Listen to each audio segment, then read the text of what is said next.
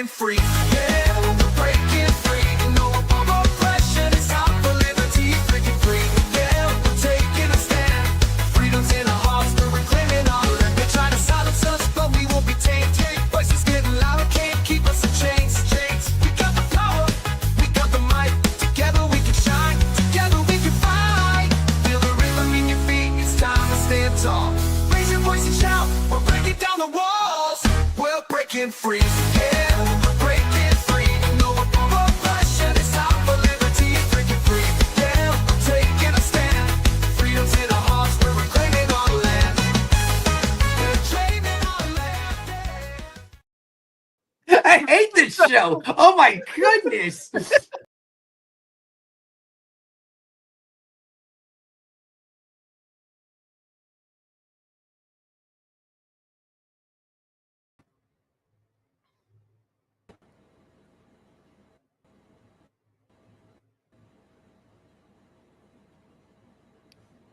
What's up, y'all?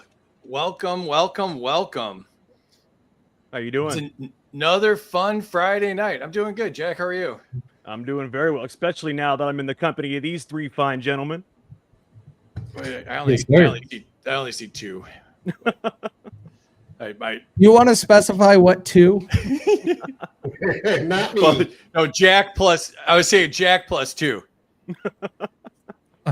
Good cover, jerk. Yeah, no, that's what I was saying. You knew where I was going with that.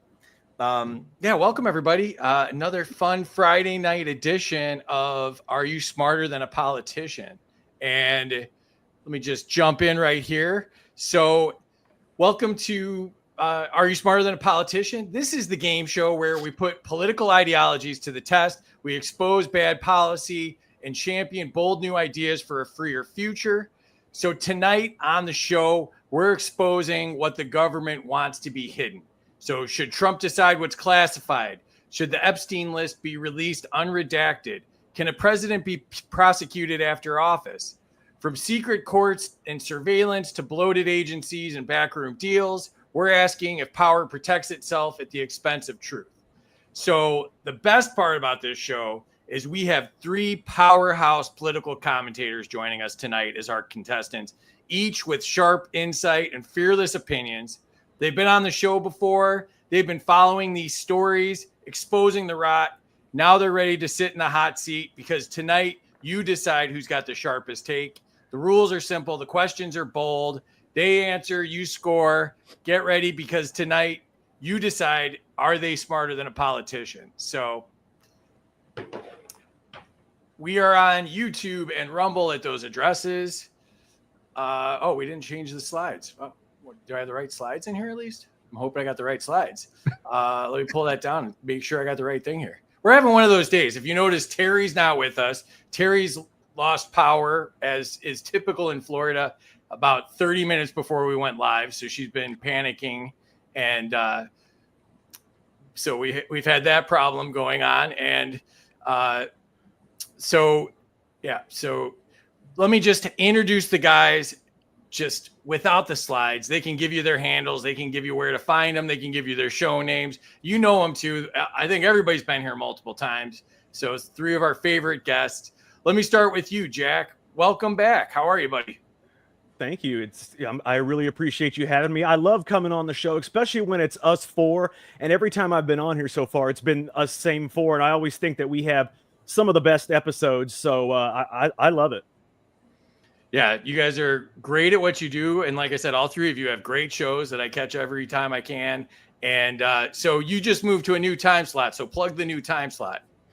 Yeah, so our show is Secret America. It's with me and James Clary, and it's every Sunday at 7 p.m. Eastern time. And then it's pinned to, the top of my profile. It's at America's Outlaw. That's America's with a Z, America's Outlaw. It's also on Rumble, YouTube, and pretty much any other channel you can find it on. Awesome. So great show. Catch that if you can. Hey, I see Terry. Is Terry here? The chat, anyway. I see yours in the comment. Yeah, I don't think she can come in live, and she's having other issues, but she is persistent, as you can tell from her being friends with me for as long as she has. She's willing to put up with a bunch of nonsense. So I just didn't think she wanted to be here with us. Did that say I'm driving her nuts or something else is driving her It nuts? says this is driving her nuts. You, it's Oh. you are driving her nuts. Yeah, This- you. This means you. I don't think this is one of my pronouns. I haven't checked, but I'm hoping It's this on is your not one of my profile. pronouns. Yeah. So also joining us, Burnin T. How are you, Burnin? I'm doing good. It's Friday night. Happy to be here. I'm not going to shamelessly self-promote like I never do, but feel free to visit burnint.com and check out my store. How many different hats did you wear last time you were on? I think you got the record for hats. I didn't count. I just had a bunch to rotate in. Yeah, but I'm not big on doing that very often. But you can find this fuck around and find out hat on my store. So again, visit burnintranch.com. You do more wardrobe changes than like J-Lo. So we appreciate that about you. When's your show on? I know you're back from hiatus. When's the show on? So right now I've just been doing the show kind of on an ad hoc basis. I don't want to log in and talk shit just to talk shit. So when I have something to say, I schedule a show. Awesome. All right. Well, I try to repost it when I see it. So, but make sure you're following Burnin because that's the best source, obviously. So thanks for coming back, buddy. Hey, glad to be here. Thanks for having me. And as always, my buddy, Kaecey. How are you, bud? Doing all right, man. Glad it's Friday. I'm glad we're here. We're going to have a good time tonight. It's gonna Is be a it blast. Friday? I feel like there's going to be a recount and it'll be Monday again. I feel like that's how my day's going. The way this week has been, yes. I feel like there'll be an executive order and I got to do the whole week over again or something. I guarantee I'll drink like it's Friday. You don't want tomorrow to be Monday. So when you moved, because we're going to start hopefully doing some Tuesdays if our scheduling problems ever stop, but you moved to Wednesday, right? yeah. So we've been doing Wednesdays, and plug the show for those, if, obviously everybody knows, but if they don't, plug the show. Yeah, so we moved to Wednesday, 8 p.m. Eastern, to accommodate the show, but also it makes it a little bit easier on my schedule. And so on Wednesdays at 8 p.m. Eastern, we are doing They Both Suck podcast, where we break down all of the political garbage without the party lines. Awesome. Yeah, and you've been doing a lot of this. All three of you do these different, the what's in the news and the current stuff. I like to do the more educational stuff and the more ideology stuff. But you're my three favorite for going to for current events and good takes on stuff. And always something interesting going on with you guys, and you guys got quite the following. So it's fun to watch your shows grow. So. You took the long way of explaining. You have the simple life. We have the more complicated explanations and what we do on our shows. So, I believe that. I believe that. I always tell my kids when I went to college, I looked through the catalog and I said, which major looks easy and like something I could do wearing shorts. That's it's been how I've kind of planned my life. So.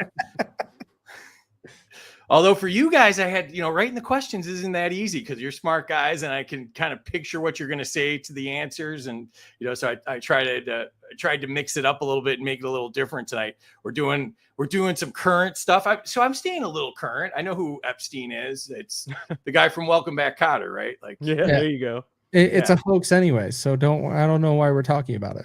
Yeah. And I think either Obama or Trump's going to run for a third term. I can't even keep up with what's going on with these guys. So, so let me jump back into it. And I think we got last week's slides, but so share this out. We got a couple hundred people in here. Thank you. Jump into the chat, say hello. And if anybody were to win tonight, they would get the Ron Paul holding the Ron Paul trophy, the Ron Paul bobblehead, the Murray Rothbard bobblehead, Mike Johnson, who's been in the news, his signature cologne. He took the entire summer off just to promote his cologne here, Swamp Ass. That's his signature scent. And then we've got the Ayn Rand teddy bear. And as always, we have the Killdozer.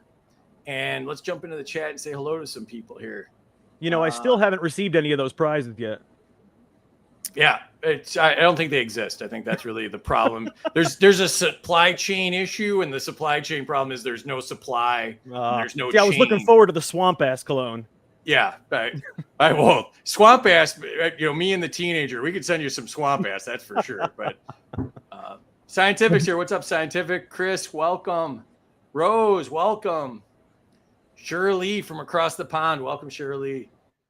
OB launched her website too. If you go to OB's page, make sure you check out OB's website. She's selling her amazing art, so make sure you check that out. OB, throw the link in the chat and I'll throw it up here.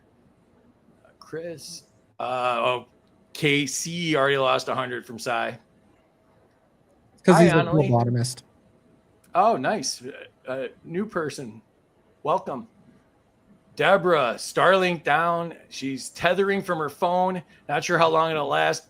Oh, easily 500 points for the effort. I'll give you a solid 1,000 for the effort. Starlink's down again? Wow. I went through the whole show last week not knowing this is Brandon with his 400th profile picture and 18th profile name. So that's Brandon if anybody doesn't know. Welcome, Brandon. And yeah, we're going to score. All right. Terry's still driving nuts, or that's still the same one.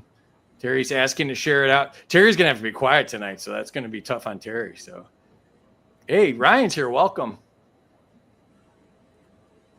Green-eyed boys here. Welcome. Yeah, Jack is back. Yep. Terry's just America. How do the anti-nouns people even talk? I don't know. JLO looks a lot better than Burnin T. That's 100 points to you, Chris. That's an accurate take on that. Oh, yeah, crazy. Yeah, that's fair. Kat's here. Welcome, Kat. Kaecey gets 100. 100 to ACK because my legal counsel suggested I was too mean on him last time. Yep. Typical politician. Thank you for sharing it. Kilburn's here. Thanks for the repost. Terry says hi to everybody. Oceanbluearts.com. That's all one word. Oceanbluearts.com, where you can buy her artwork. It's amazing. Oh, there it is, all one word. Oh, Mrs. Burnin's here. Welcome. The lovely Mrs. Burnin. Speaking of lovely ladies, Mrs. Burnin's here. Add that to the list of people we'd rather look at than Burnin T.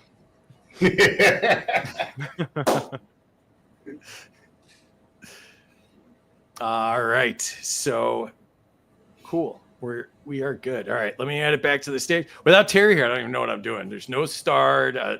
They moved. I got your stars. I'll get it done. All right, thank you. They moved all the stuff, and so I haven't gotten used to that, and then all this other stuff going on. So lots of fun, and I got a new desk, which I don't know why I did that because that just made life harder. But all right. So the rules. If you're not acquainted with the show, I am the government. Whatever I say goes. Scoring errors count. Life isn't fair. Suck it up, Buttercup. Nobody cares. The rules are. And you guys might actually know the rules better than me, so this might be fun. You can debate each other. You can veto an answer. You can tariff an answer. And in the spirit of reaching across the aisle, you can also redistribute an answer like the Democrats would. Actually, though, Trump said he wanted to redistribute some wealth today. So it's a bipartisan redistribute the answers tonight. So you start off with negative 500 points because, as always, the government gets paid first. Or just consider it a tariff. Negative 500, just as your points came into the country, you lost 500 of them. So here's how scoring works. The chat controls the score. You can give or take up to 100 points from the contestants. So if you give more than 100 or take away more than 100, we just round it to 100, just to let you know. Lightning round. And we will go in this order. So Kaecey, are you ready to go, Kaecey? No. I think you're already in negative points, so I think you're primed and ready to go. So, all right. Doesn't everybody start at negative 500 points? Well, yeah, but I think you lost some already, right? Or no, Ryan gave you some, so I think you're on the upswing. So, here we go. Category is transparency in government. Should all government meetings be recorded and public? Facts. Yes, they absolutely should, because everything they should be doing should be monitored and viewable by the citizens they're supposed to represent. Perfect. All right. Burnin, to you. Should public officials have zero expectation of privacy in their work? Yeah, they're government officials. They work for us. I want them to wear body cams. What do you think of that idea? Body cameras, surveillance cameras in the corner of their office. Good to stop a lot of Monica Lewinsky situations, that's for sure. Yeah. Right. I say someone- we do body cams and we do pay-per-view events during big legislative meetings, and we sell that off to pay off our national debt. I asked Grok what a pay-per-view of Fort Knox could bring in, and it said like 500 million to 2 billion to put that on pay-per-view. It's got to bring in more than that.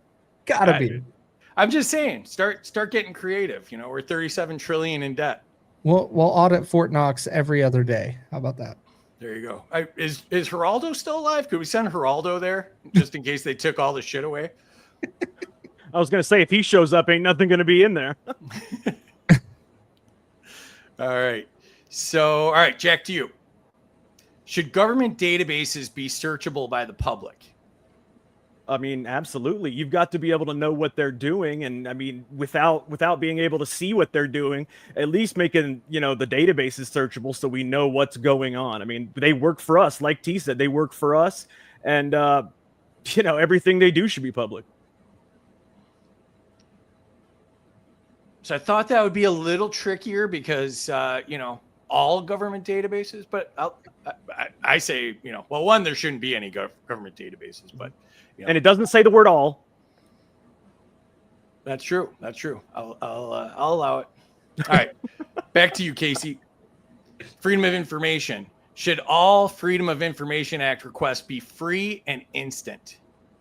Free and instant is within reasonable amount of time, right? Like, and that shouldn't be government taking their sweet time. But no, if you want to pull data that is from 1800s, it's going to take a little bit to get that information out. So instant's impossible. But yes, pretty much to your answer is yes. But I don't like the term instant because it's not necessarily possible. But faster than it is now. Correct. Absolutely. All right. I think I'm hitting home runs here. I think all my ideas have been good so far. So you say that right. every time you have an idea. I do. I'm pretty impressed with myself sometimes. All right, Burnin, back to you. Should every FOIA or FOIA denial be made public? Well, that's a trick question, and I'm going to tell you why. Freedom of Information Acts shouldn't come with a denial. Facts. All right. I like it. All right, Jack, to you. Should redactions require a judge's approval? I mean, they should, up to the extent was there shouldn't be anything redacted except their victims' names. I mean, that should be the only thing that should be allowed to be redacted. Everything else should be public. Even in an active court case? I guess it depends on to a T, but for the most part, I would think almost anything should be. And when I was thinking about that kind of stuff, I was thinking more like government papers, like the declassified things like that. Okay. If you're talking about active court cases, that's a different story. Sure. Yeah, a lot of people don't realize redactions actually have redaction codes, and that's where you can actually see those at the bottom of the page on why they are redacted. Most people don't realize that. Plus 100 to Kaecey for the info. There we go. All right, Kaecey, back to you. Should government communications be open to public inspection by default? I think it should be encouraged, not just by default, but it should be encouraged. So that way you understand that your elected officials or who you put in office, you can hold them accountable and make sure that they are serving you. All right. Burnin, to you. Classified information abuse is the category. Should classification powers be stripped from unelected bureaucrats? Oh, that's a really good one. Absolutely. If they weren't elected, they shouldn't be determining what is and is not classified, nor should they have access to the classified information. Right? We elect our officials. We have, our three branches of government, and that's where the decisions to classify should be made based on national interests and national security only. We spend way too much time classifying stuff that shouldn't be classified just to keep it hidden from the public. as opposed to what's actually a matter of national interest. Excellent. Yeah, I don't think people realize that, like, there's whole servers that are classified, so it's like, every communication that goes through there is supposedly classified, and that's how they hide a lot of information from the public. I saw where they classified a dinner menu for a state dinner. I saw where they classified some ads from an old newspaper. It was crazy. Yeah, so they need to change the classification process at the very least, but we shouldn't have unelected bureaucrats making any of those decisions. We need people that know what they're doing. We need people that understand national security. I mean, we need, and to some point, I mean, we have some appointments that, get confirmed by Senate that make some of those decisions, and I'm okay with that. But we need to get back to only in the interest of national security. Agreed. Yeah, Jack, I think that the ad was censored or classified because they didn't want people to know that the Biden administration was having all their meetings at Chuck E. Cheese. I think that's what it was. So let's do some points real quick. Jack got 100, plus 100 to JC because he's awesome. Are we scoring on a first timer? Yeah. All you got to do is put in 100 or a minus 100 to whoever you want to give it to, and you can put your reason or don't put a reason, whatever you want. So you can also do it because we'll see an animal. If Burnin T brings an animal out, you can judge the animal. You can do whatever you want, really. So, Terry's playing along. So 100 for Jack. Thank you, Terry. 100 to Kaecey for accountability. 100 to Burnin T for FAFO. 100 to BTR for nationally interests.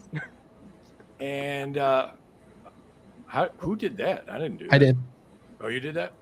So that's from me on my account that I never go on to. So you can score. Oh, that's the answer to the question. See, I'm just doing stuff I don't even know I'm doing.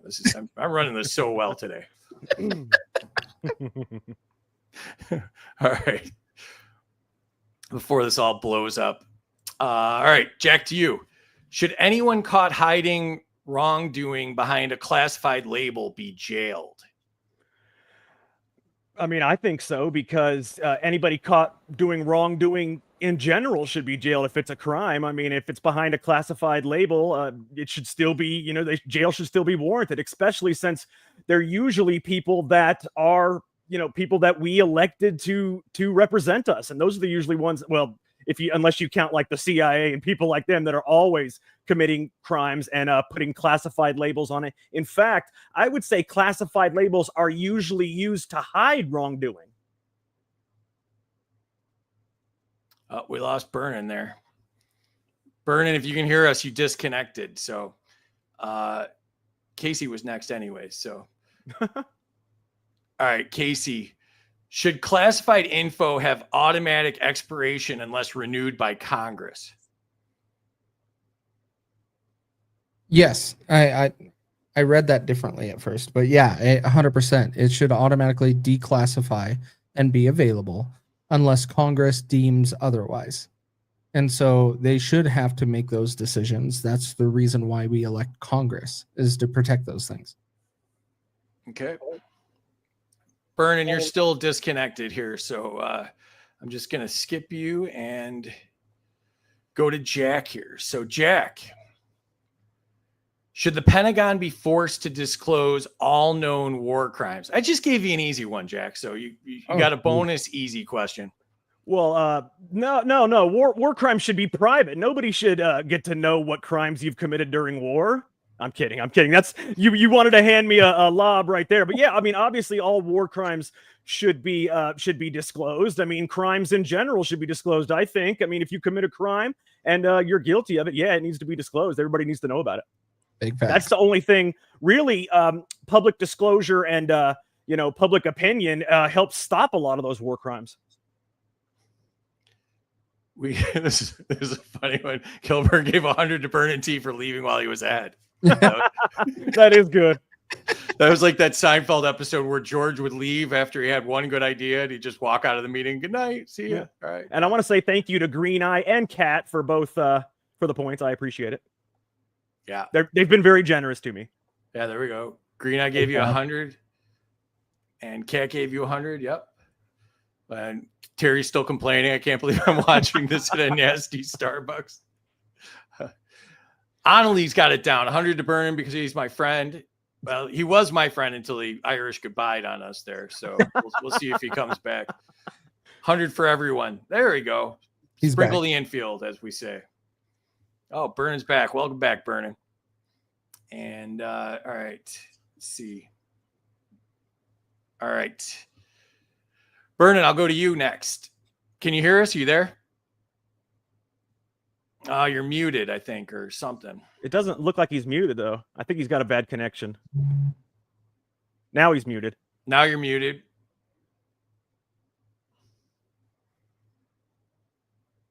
Still can't hear you. Check your Yeah. mic settings. Yeah, I think it's a connection issue. Yeah.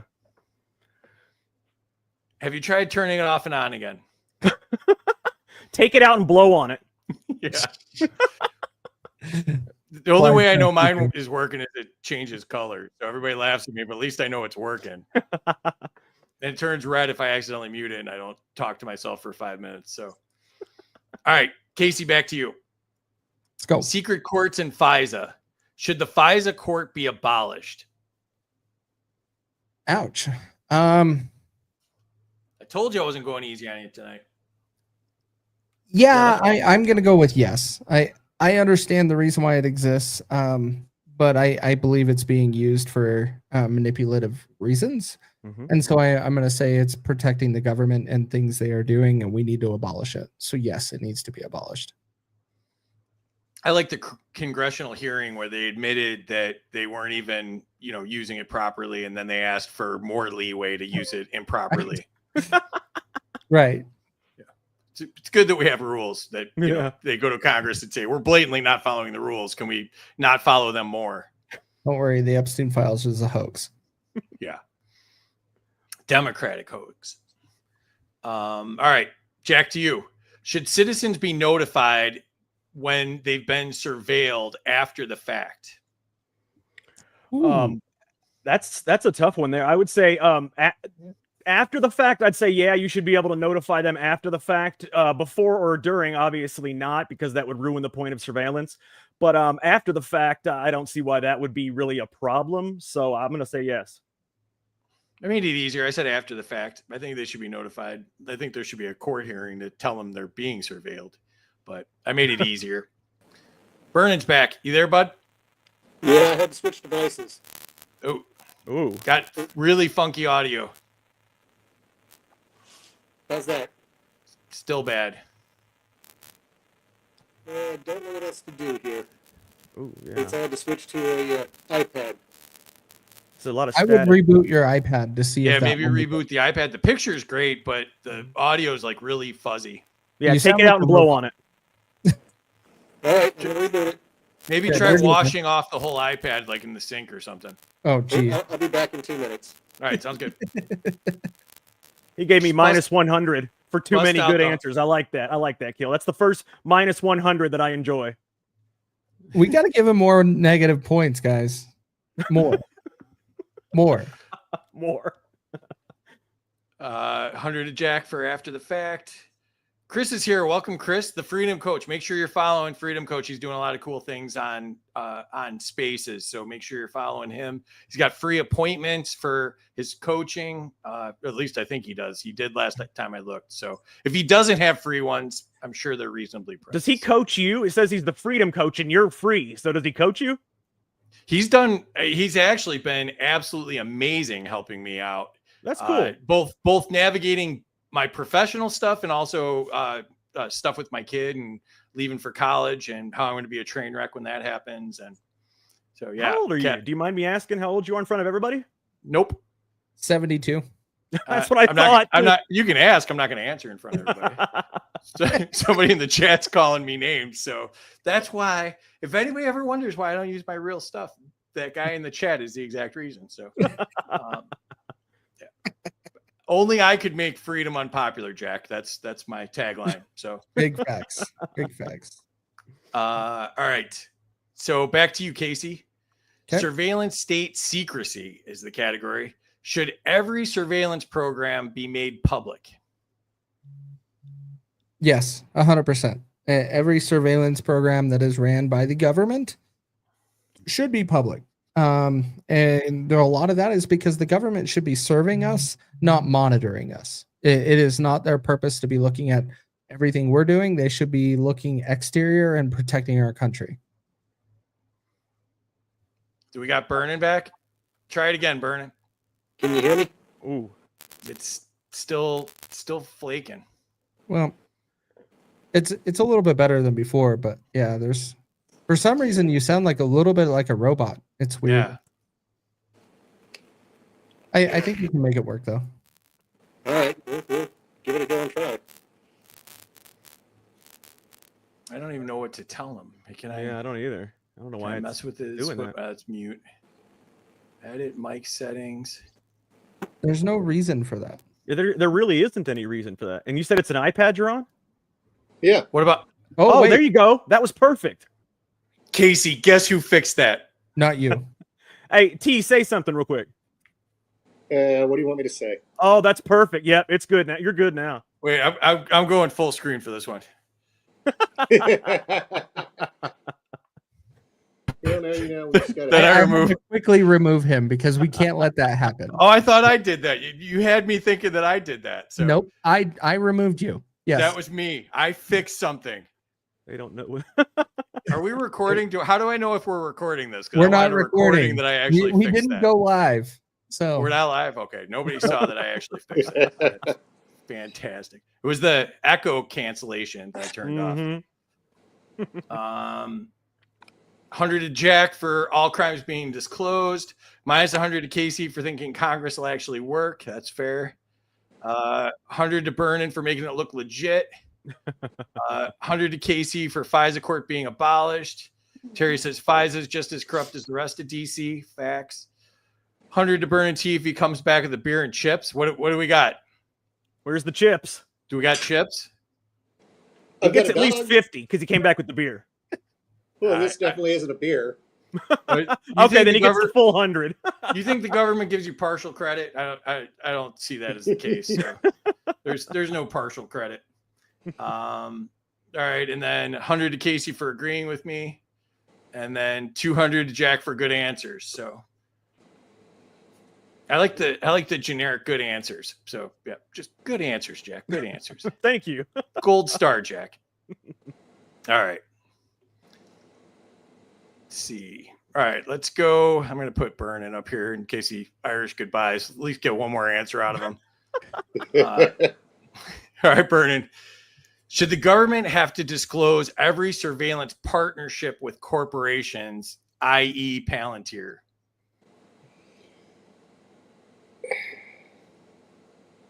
I'm on the fence here a little bit. I'm on the fence about disclosing surveillance in general, because let's face it, we have far too many leaks in this world, and I think certain things the government needs to be able to do on their own. And now, bear in mind, you're talking to somebody whose brother is in a high position within the Secret Service, so I view things a little bit differently. Just knowing a little bit about some of the things that they deal with, the public never finds out about. But as far as disclosing relationships, I believe the government should have to disclose all relationships, even if they don't disclose the full nature of that relationship. All right. All right. So Kaecey says minus 1,000 for me thinking I fixed something. I have video evidence that I fixed something on this one, Kaecey. do you? And then we heat up Deborah's Starlink. We got it hot. It overheated. So yeah, the pleasure was ours, Deborah. I'm going to try to change this angle a little bit. Oh, here we go. More technical problems incoming. This is the talk to the hand cam. Yeah. I like that. All right, Jack, back to you. While Burnin kicks himself off again. All right, Jack. Permanent bureaucracy is the category. So should unelected bureaucrats have no power to create rules? I guess it depends on which unelected bureaucrats, because there are some that are unelected, like the attorney general and others that are, nevertheless appointed by or confirmed by people that we did elect. So I guess it would just depend. I mean, when you have one person, hiring a bunch of middle managers that are actually writing the policies. Those are the unelected bureaucrats that should not have any power. All right. Kaecey, back to you. Should rulemaking authority be stripped from all agencies? Yes, because rulemaking and law making should only come from Congress. We should not have ATF passing pistol brace laws and enforcing them because they do not have the power to do so. And I thought the Chevron deference thing stopped that. I thought that was that not the whole point of that, or no? I think it comes into when Congress wants to actually stand up and defend America. Yeah, and it is, but I agree with your point. Yeah, it's ridiculous. All right. We have half a Burnin T here now. Well, I guess it depends on the angle here.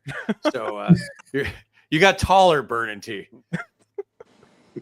All right, back to you. So should every bureaucrat be accountable to the public like elected officials?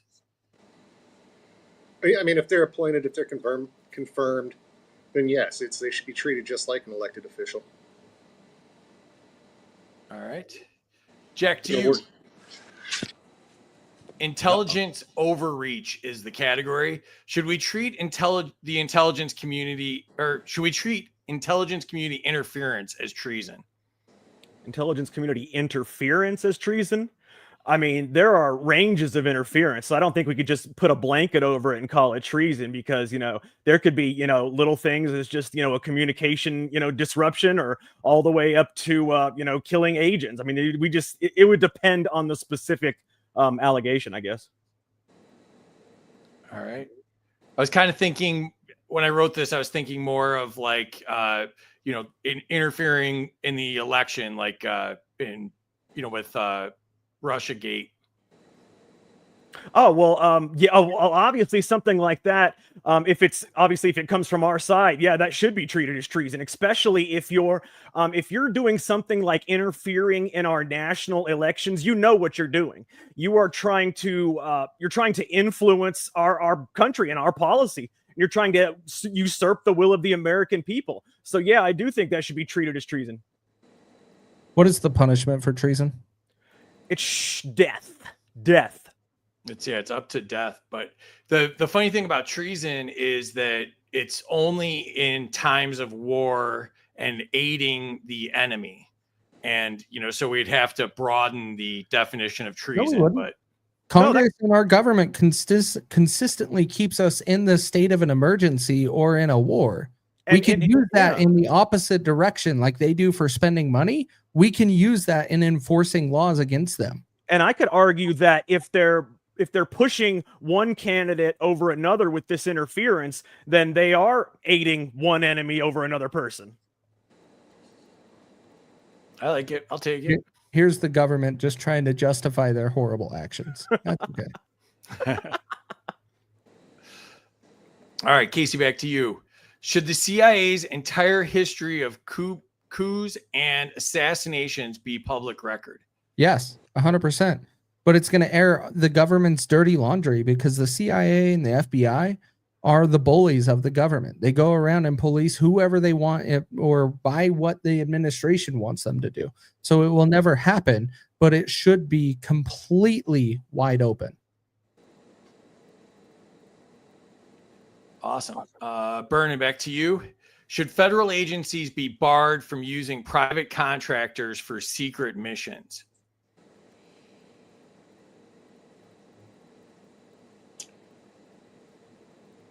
Yeah, and I had to give this one some thought. I was thinking about a couple different scenarios, but the reality being is we shouldn't be using any third parties to do our dirty work. And I think I talked about this in one of your prior episodes. We're great at hiring the BlackRocks of the world to do our bidding, and we think that keeps us clean, but we're still the people that are hiring them to do it, so we're just as dirty as they are. All right. Jack, to you. Oh, enter scores. So put your scores in the chat, and let's catch up with some comments while you're getting your scores in. And Andy's here. Welcome, Andy. It's Andy, and I'm only here for Burnin T. Yeah, he's an ass. Thanks, Andy. 100 to Jack for defining middle management as useless. 100 to Kaecey for Congress is taking too many breaks. Minus 100 to Kelsey for no logo on the hat. It's in Braille, Kilburn. It's in Braille. That's the Is it Burger in King Braille? logo. Yeah. I think Or it said maybe Burger it's King. back for a reason. 100 to Kaecey for only Congress can pass laws. 100 to Burnin for agreeing with Kaecey. 100 to Kaecey just so he knows I still love him. Minus 100 to Kaecey just because. Right after he said I still love him. I love our chat. 100 to Kaecey for the short answer, not rambling. 100 to Kaecey just because. 100 to Jack for the real facts about treason. 100 to Jack, good argument. 100 to Kaecey for getting the government. 100 to Kaecey for the CIA being public record. Minus 200 to Kaecey for saying wide open. Also, thank you to Kat. Oh, that's Jack. 100 to Burnin for not using third parties to do dirty work. 100 to Jack for getting treason. 100 to Burnin. 200 to Burnin for saying he's dirty.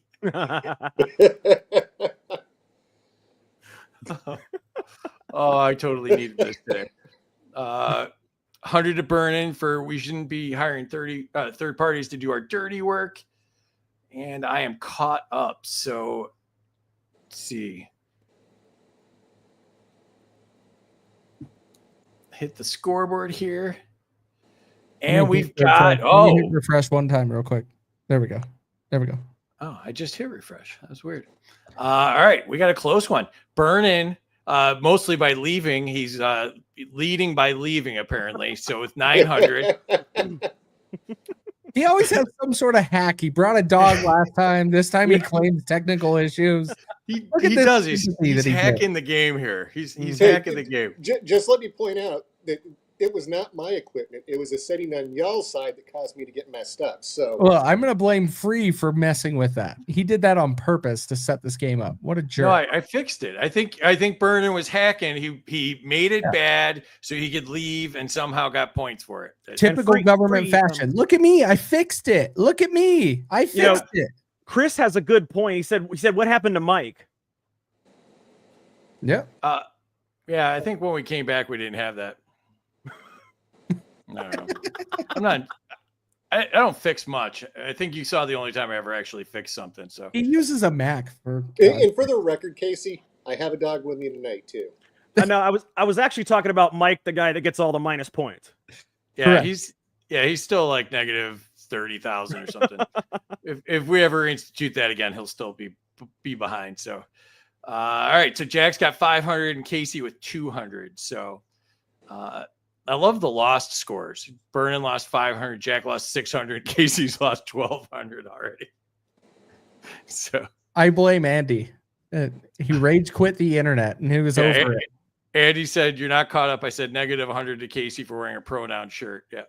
So, oh, there it is. And it's also a shirt making fun of your party that you're defending, Andy. So, congratulations.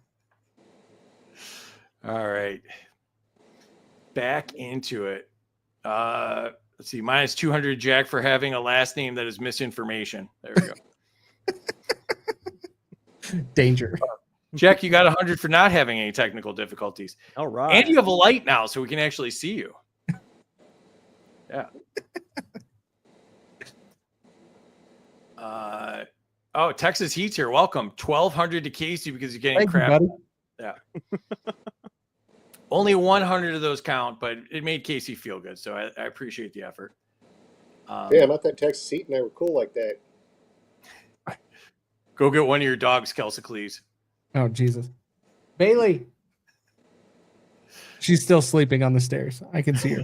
Come here, Liv. Come here, Liv. All right, back to it. I think it was Jack, right? So the category is political weaponization. Should the DOJ be banned from investigating political opponents of the president? Should they be banned from investigating political opponents? I guess it would depend on what it's for, because I mean, the DOJ is who investigates, things like that. I mean, without them, who would investigate that sort of thing? What if they were doing something like interfering with the election? I don't know who else would do it. I mean, obviously, when it comes to weaponization, it's a very touchy subject because that's what's been going on lately, especially in the last few years, a deep weaponization of our own government. But I mean, what else can you do? That was a really long non-answer is really what I got from that. Facts. And he's going to get points for it is what's going to happen. Yeah, you feel. Oh, it already says plus 100 for it depends. See, I like Cat. That was a Come on, Hakeem chat. Jeffries filibuster right there. If I was to do that, I'd get reamed in the comments for not having an answer. You would get destroyed for that. Kaecey, your opinion's invalid. Just shush. Apparently. You can't even get your dog to come on the show. Come on now. All right. Burnin to you. Or no, it's I'm sorry, Kaecey to you. It's Kelsey's. Kelsey Cleese. Should classified leaks used to harm political enemies result in jail time?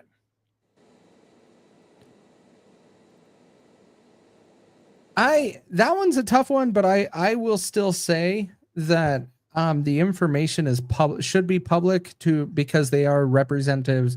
They are representing us and their constituents. Everything should be public. So there's no reason for a leak. It should just all be public information anyways. And then their leaks can't happen. Debate. Ooh, all right. Let's do it. So the way that this works is Burnin, you got 15 seconds, and then Kaecey's got 15 seconds to respond. It will start when I remove me and Jack from the screen. So here we go. Look at that. All right. So no, I go first. You hold. I get 15 seconds. You can just shush. So here's the deal. You say everything should be public. That's just not the case. That's not how a safe America works, right? There's certain information that will never be public information because, quite frankly, if they tell us everything that they're doing, our enemies know exactly what we're doing. So you can't have all information be public. Classified leaks should result in jail time because it's classified, and we have laws on the books that say you can't disseminate classified information to the general public, which is what we're seeing. And they're using it. They've done it repeatedly with Donald Trump. We're now finding that people are doing it after the fact to Joe Biden, which I'm not good with, even though I don't like Joe Biden. Classified information is classified information, and it needs to be in the hands of people that have the responsibility to handle that classified information. You can't just say we're going to declassify everything, because what happens when we're going into defend a situation? I mean, we have little wars that we never even know about all the time that are in the interest of national security. Okay. So I understand what you're talking about, but when you're talking about wars, we're talking about a government that creates these wars so they can fund the military industrial complex so their friends can receive an extra paycheck and reach their bonus every year. So the wars is null and void because none of them have been declared wars by Congress. It is always someone in an elected position, generally the president, that is going and doing something against our government's rules and laws that we have in place. But I understand when you're talking about classified information, but the part that we need to talk about is we need transparency in government. Right now, our government is doing everything they can to manipulate and change stories. And that is where the whole thing, and this is where my stance completely got super staunch with Epstein files, is no one ever came out in this administration and said, wait a minute, guys, these files that we promised to release, there is something wrong with them. They were edited. We should be doing a press conference. We should be doing it. All of a sudden, you just have the president throwing a fit saying, we're still talking about him. This whole thing's a hoax. It was done by this randomly. And that is because the government is not being transparent or clear with how things are being handled. Okay, and so we need to be more. Your argument is based on a specific example. However, it's the most recent example. There's Correct. still a need for classified information. There are many scenarios where classified information is necessary. It shouldn't be released to the general public. It does create national security interests. Sure. So whether we're talking about the Epstein files or whether or not we're talking about, who we're going to hit in Yemen, you can't just release everything. It's not in the best interest of the nation. So But with that being said, your argument was that people shouldn't get arrested because everything should be unclassified, and that's just not the case. Not everything should be unclassified. I don't want you knowing if we're getting ready to launch a drone strike on somebody in Iran. I don't want you knowing that. we don't have to declassify that information. We have But this if somebody administration that released, just adds. so the question was, should somebody be arrested if they release that when it's classified? Well, the problem you are talking about is we are punishing potential whistleblowers. Do you agree with that? We should No. punish whistleblowers. They're not always whistleblowers. There's a difference between a whistleblower and people that use it. And the question was to hurt their political opponents. That's not a whistleblower. The question says, should classified leaks used to harm political enemies result in jail time? Correct. So that's not necessarily a whistleblower. That's somebody that's using information to try to hurt their enemy, whether it be real or not real, as we saw Right. with the 2017, Steele or 2016 Steele dossier and subsequent Russiagate. They released information that had been classified, modified it, and manipulated it to hurt their political opponent. And I, in those instances, believe they should be jailed. Okay. So I get what you're saying, but the part is we cannot trust anybody in government to come back and do anything properly if we just give it restrictions. So the only solution is full transparency. And you're not going to get that because what we saw with the 2017 Russiagate hoax, they manipulated the data. They released it, but they released the version that they wanted us to see. Yeah, well, I understand what you're saying, but the problem that we're not going to have is we will never have the government be able to comply to their restrictions or anything like that because they always move the goalposts. And that is why there is only one opportunity to correct this, and that is full transparency. If we go 100% transparent, we will never have national security. I beg to differ. If we actually had, because you don't have to have transparency about your military weapons. You don't have to have transparency about how you defend your country. You don't have to have that transparency out there. And we defend it as long as we're minding our own business. Your argument is throwing up the same roadblocks. You're saying full transparency, and then you're saying, but well, we don't have to have it for this. We don't have to have it for this. No, where's the line, Kaecey? You're saying that we're going to open ourselves up to our enemies, but this said political enemies. When we're talking about Russia, when we're talking about Ukraine, when we're talking about all those things, if we weren't mudding the waters over there, they're not political enemies. And so we only have to defend the land we're sitting on. And so at that point, only everything that took place on our land that we're sitting on is where we need to have transparency. If we want to have anything international to make sure that we're protecting our borders, that does not require this transparency. Okay, but you said that nothing should be classified. Now you're saying there are things that should be classified. No, Hey, political enemies. Political iPhones? enemies are the term in this question. You said nothing should be classified. That was my argument. That was my argument. Okay, let me rephrase that because I'm going off of this question. So I get what you're saying. Nothing should be classified. I agree. I should have rephrased that differently. The part that I am saying, because you're saying in the sense of war and in the sense of national security, we should not be having this much transparency. That is where my argument comes in, is we should only be protecting our nation. And if we are not getting involved in any other country's business, we should be able to be fully transparent within our borders. We don't have to be transparent on how we're going to defend ourselves, how our military works, or anything like that, because none of that should be working within our borders. So should we be disclosing the location of an ICE raid? Of what? The location of an ICE raid? Should we be disclosing it? Yeah. I mean, that's 100% transparency. I don't care if we disclose it, because in that situation, we should be prepared to handle it no matter what. You're creating safety issues there. Against what? 300 people? Our military can't handle 300 people? Then we're in a big trouble. Free, where you been? I'm getting in trouble in the chat for not keeping score here. I forgot that was my job. Terry's not here tonight to tell me what to do.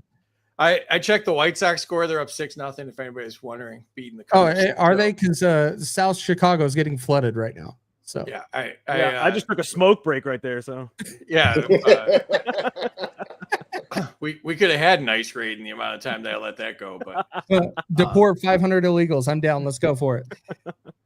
let's see what we got. We got a bunch in the chat here. So let's see how it's scored. Let's see. But I was trying to do the chat too. So mine's 100 to Chris for not having ice raids. Dangerous back. Yes, he is. Andy's on Truth Social if you're looking for Andy. Yeah, so is the big echo chamber. I don't think there should be ice raids either. So I'm with Chris. I think there should be. So our government, they could have deported all these people, the criminals before. And now they're like, you know what? We can't find the criminals. That's hard to do, because they don't come into Dunkin' Donuts while we're there. So we're going to deport a bunch of grandmas that have been here for 20 years. So we've deported a lot of criminals here in Utah. Well, but they're allowed to do that. That's what I'm saying is they don't have to have, this new. Free. Yeah. They're all criminals. They came across the border illegally. Every single one of them. Yeah. Based on that definition, we're all criminals. Nope. The border was not established when our country was founded. No, but if you speed, if you miss something on your taxes, whatever, I mean, like we're all criminals. Like you've seen that study where people do a certain amount of crimes every day or whatever. It's the government messed up immigration. They made it hard, expensive. If I had the choice of spending $1,000 on lawyers and immigration or whatever, or putting groceries on my table, I have no apologies that I would skip all of the immigration stuff and put groceries on my table. Yeah, but there's tens of thousands of people that have come over the right way, and they still do.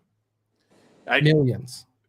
It's there, as Joe Hanush would say, there's many layers to this onion, but all of them go back to the government is inefficient and all this stuff. It should be handed off to the state. They're inefficient at everything. Be able to say whether they want immigrants or not. So if you have an agricultural state that needs migrant workers, they have a process for getting migrant workers. Then they wouldn't be able to stay in that state though, because they would freely go anywhere they want. But they'd be responsible for keeping track of them. Ankle monitors. I mean, they got to have COVID passports. That's the only way to come into the country. COVID passports.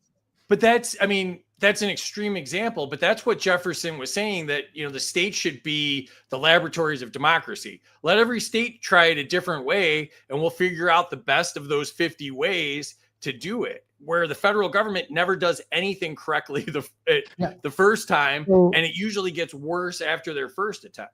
Then we should let the 3 states that are over the border not allow immigration. It's a property rights issue. It's not, federal government, the other part of it is when you have a government that allows, that flips back and forth between Republicans and Democrats, then your federal laws or whichever one's in charge at the time. So you have a 50-50 chance that you're not going to like their take on it anyways, where the state, you can move to a state where you like their take on it. And if you want a lockdown state, you can move to a lockdown state. You're right, Free. We should make Mexican food authentic again and put them in every state. That's what we should be doing.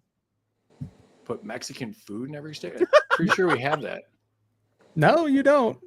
We don't have Mexican food in every state? Authentic Mexican food. You don't have that in every state. Oh, I didn't realize that was one of our problems. All right. That is definitely one of our problems. That is a problem. Alabama, I make better Mexican food than the Mexicans here. Yep. Well, it's authentic. You didn't say it had to be good. That's true. You did. I make more authentic Mexican food, having been raised or babysat by a bunch of Mexicans in Phoenix growing up. I've had real food. I know what it tastes like. You have not lived until you bought a burrito on the beach in Rocky Point at 8:00 in the morning after you drank all night. Minus 200 to me for promoting gilfs that don't speak English. Yep. 69 to me for wanting to keep Mexican grandmas. Minus 200 to they see for bringing up something that is not your problem. Oh, it's my problem. 500 points to Burnin T for understanding we don't need to know everything. Protect our troops and ICE. 100 to Kaecey for not getting involved in foreign wars. I think it's funny how, like, while Biden was president, we bitched about the intelligence agencies nonstop. Trump comes in, we're like, oh, the intelligence agencies are wonderful now. Like, I mean, nothing No, I changed. still hate them. Same people. Oh yeah, they're still terrible. Yeah, and ICE is probably the worst of them. I mean, they're not the all-stars, trust me. Let's see. Oh my Andy, I could have gone all night without here circling back. 200 for free for not charging for a sponsorship for this debate. It's taking forever. Daisy is circling back. Free and Jack are on a coffee break. 100 to Kaecey, spelled right because he absolutely won this debate. Jack chimed in, minus 100 to both for the longest debate ever. 100 to Jack and Free for having to sit through it. Oh, whatever. Cat lost power Baby. too. Wine. Andy's calling ICE on them see. They see Do them it. see. Do it. Sounds like a Dr. Seuss pronoun book. Where is Andy? I'm not responsible for watching Andy. Probably got taken by ICE would be my guess. Facts. 100 to Kaecey for not trusting the government. Minus 100 to the timekeeper. Yeah, that was me. That was way more than 15 seconds of Kaecey lecturing me. 100 to Burnin. I love Alyssa 2. Debate. Agreed. Burnin 100%, 100 points. Burnin T wins against they. Minus 500 on classified info to Burnin. Government hasn't earned anonymity. I agree with that. Burnin wins. Kaecey. Minus 300 for they see for wanting to declassify Hillary Clinton's bra size. No, we should have just got the emails before she destroyed a server. That's what it is. Whistleblowers for Warhawk should get medals, not jail time. Facts. 100 to Jack for avoiding the spotlight. Cheers for all the entertainment. Andy called your loss like 8 times during that. So. Well, Andy can call his loss all he wants. He can go back to his echo chamber. Just because he doesn't like a difference of opinion, he can go back to his echo chamber. Minus 100 to Kaecey for not funding the military. Middle management of military sucks. My son's job is ending. Decentralized investigations of political opponents. Let states handle them for more local accountability. Keeping the president out of it. Minus 100 to Jack's approach. 200 to Burnin T for the common sense. 100 to Burnin for some things need to be classified fine. I think it's another one of those cases of they've classified everything and they've kind of lost the right, as Chris said. Facts. But 200 to Kaecey for putting the headrest on the upside down. Yeah, we're good. 100 to all of you for making me laugh on a Friday night. Thanks, Deborah. 1,200 for Kelsey CEO for public information can't be leaked. 100 to it should be public. 200 for Mr. Danger. He showed his danger to punctuation in his sentence. 100 to Jack for a good answer nobody got. I think I got it. That was the filibuster, I believe. 100 to Kaecey for the facts. 300 to Burnin for outmaneuvering Kelsey and getting the dog first. Was there a dog? Did I? Yeah, he's I got his brought dog that up there. Yeah. He did? Yeah. I didn't see it either. I didn't see the dog either. Man, you guys both got bad eyes. Dang. Yeah. We were on the smoke break, I think, at that time. Yeah. Oh, okay. 100 to Jack for it depends. Minus 100 to Free for misspelling, and another minus 200 for checking the misspelling. Where did I misspell? Everything. Yeah, that's probably fair. 1,000 to Burnin for letting her watch. Assuming that's the dog. I don't know. I was thinking, I was like, what is she talking about? That's the fun thing about live. I'm reading these live for the first time, and I have no idea what I'm talking about. So, No, here we go. We have a development. Nuke Kaecey. So Kaecey got nuked. So Not surprised. yeah. Yeah, well, Depending on where you were, I mean, that could have helped, not hurt. That's Yeah, true. Where were you at that point? positive 900. So no. Yeah. Yeah. Well, we do have the nuke score does show up, so we'll be able to see it when we check the scores here. So Yep. let me just throw it up. Yep, there it is. Minus 900 for the nuke. Burnin's in the lead and Jack's right behind. So, and you guys have the advantage of Burnin's one of the frequent nukes. So you don't have that to run into tonight. There's a couple So, people in the comments that can nuke still. Let's make this fun then. Go ahead and nuke me. I'll use my nuke. No, you can't use your nuke when you're on. You can't What? use it. No. Okay, It's I not nuke Andy Burnin Murphy. T then. Just kick us in And all jail new and let's Jack. go. I'll move Jack. If we have all the nukes at the same time, does that just close the live stream? Is that what happens? Yeah, I think that's the end of the show. Mutually assured end of live streaming. That's what happens when you give Ukraine access to nukes. They nuke themselves. Yeah, They end the show. yeah. Lindsey Graham's on the nuke tonight. Terry said we can't nuke. Yeah, Terry's the Law and Order one here. So, all right. Andy's on. He can nuke me. Yeah. All 0 points then. Everyone's nuking. You need to start speaking Farsi.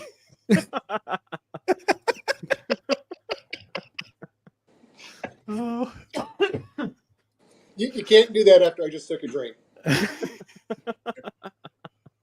Who's this? So that was Kaecey. So I think it's to Burnin now. I am keeping track of something. I'm proud of you. You're doing better. I had a lot of time to think about what was going on. So You answered all the apparently I was keeping questions, time. Joey. All right, Burnin, to you. Should no government employee be allowed to donate to campaigns? Facts. Yes. They should not. Absolutely not. They shouldn't be able to influence. Our government is too corrupt as it is. I don't want employees determining who's going to be their boss. Debate. All right. Oh, really? Debate? Mm-hmm. On All this right. one? Mm-hmm. Let's just say there's no time limit because I never really pay attention to the time. So, You have to learn how to remove count that. first. huh? You have to know how to count first. Yeah, that's true. I went to art school, so a lot of these things are hard for me. All right, so it'll start with Jack when I remove me and Kaecey. So here we go. I think that if you're a government employee, you should be able to donate to campaigns because the federal government, especially, is the largest employer, in the country, and most of those are very low-level employees. People that don't actually have any access or any kind of influence on anything. They just prefer a particular candidate that can help actually influence their job one way or the other, and they're just very low-level people. They might be a receptionist in the IRS, or it could just be anybody that's a federal contract employee. I mean, they're the largest employer in America, so I mean, to not say that they can't donate would be, that could cause a huge problem for campaigns, honestly.